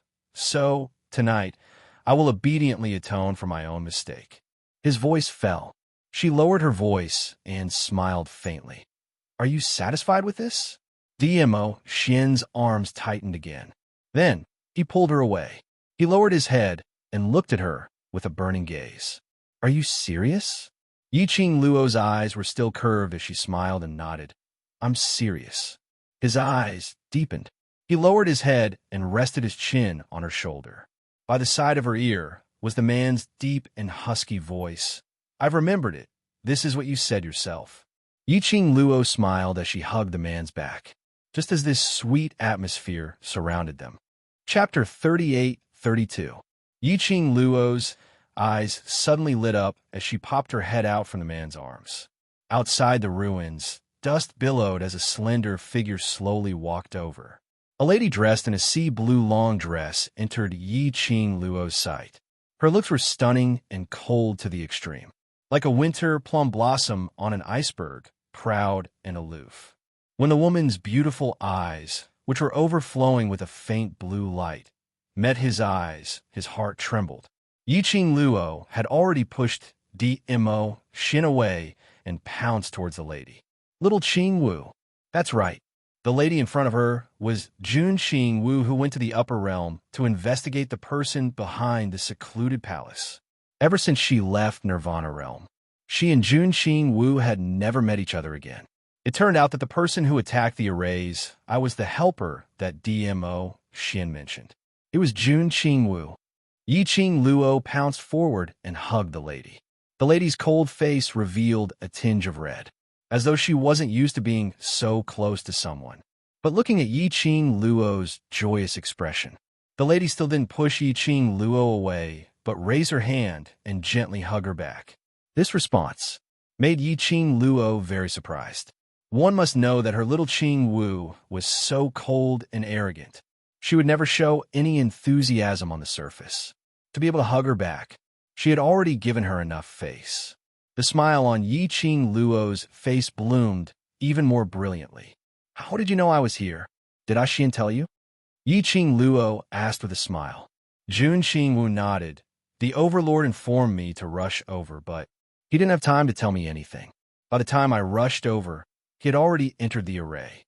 Yiqing Luo lowered her head as she gave an embarrassed smile. Xian must have been overly worried about her. Hence he couldn't wait any longer and rushed into the array to look for her after informing Jun Qingwu. Then, how did you know I was going to break the array? And you accurately found the array's eye and coordinated so well? Earlier, when she destroyed the array's eye, if it wasn't for the external force which allowed her to see the blind spot of the array's eye and drip her blood into that blind spot, they were probably still trapped in the auction. Moreover, she did not have enough opportunities to seize the opportunity to successfully break through. Jun Qingwu looked behind her and said, "It's all thanks to your friend's timely arrival. Her battle pet provided me with an accurate solution." My friend? Yiqing Luo was slightly stunned when she heard that. He heard the word battle pet again. Yiqing Luo subconsciously looked to the side at Xiao Yinyan, who was hugging Qiu Qiu. A battle pet that came to help. It seemed that it was only this mutant beast of the Shadow Clan. Long time no see. Qing Luo can't even see my existence. The familiar tone, the familiar pause between each word, like a robot, emotionless and flat, rang in his ears. Yiqing Luo looked over Jun Qingwu's shoulder. Not far away, he saw a petite girl dressed in a pink dumpling outfit. She looked very much like a little girl who had mistakenly entered a battlefield. Yiqing Luo's eyes widened in joy. Shadow. Wasn't that person Mo Yuing? Who would have thought that she would actually come? Mo Yuing took small steps as she walked over. Then she raised her hands and tilted her head stiffly. Her empty and soulless eyes looked at Yiqing Luo as she spat out a word, hug. Yiqing Luo was melted by her cuteness. She immediately stretched out her arms and hugged Mo Yuing.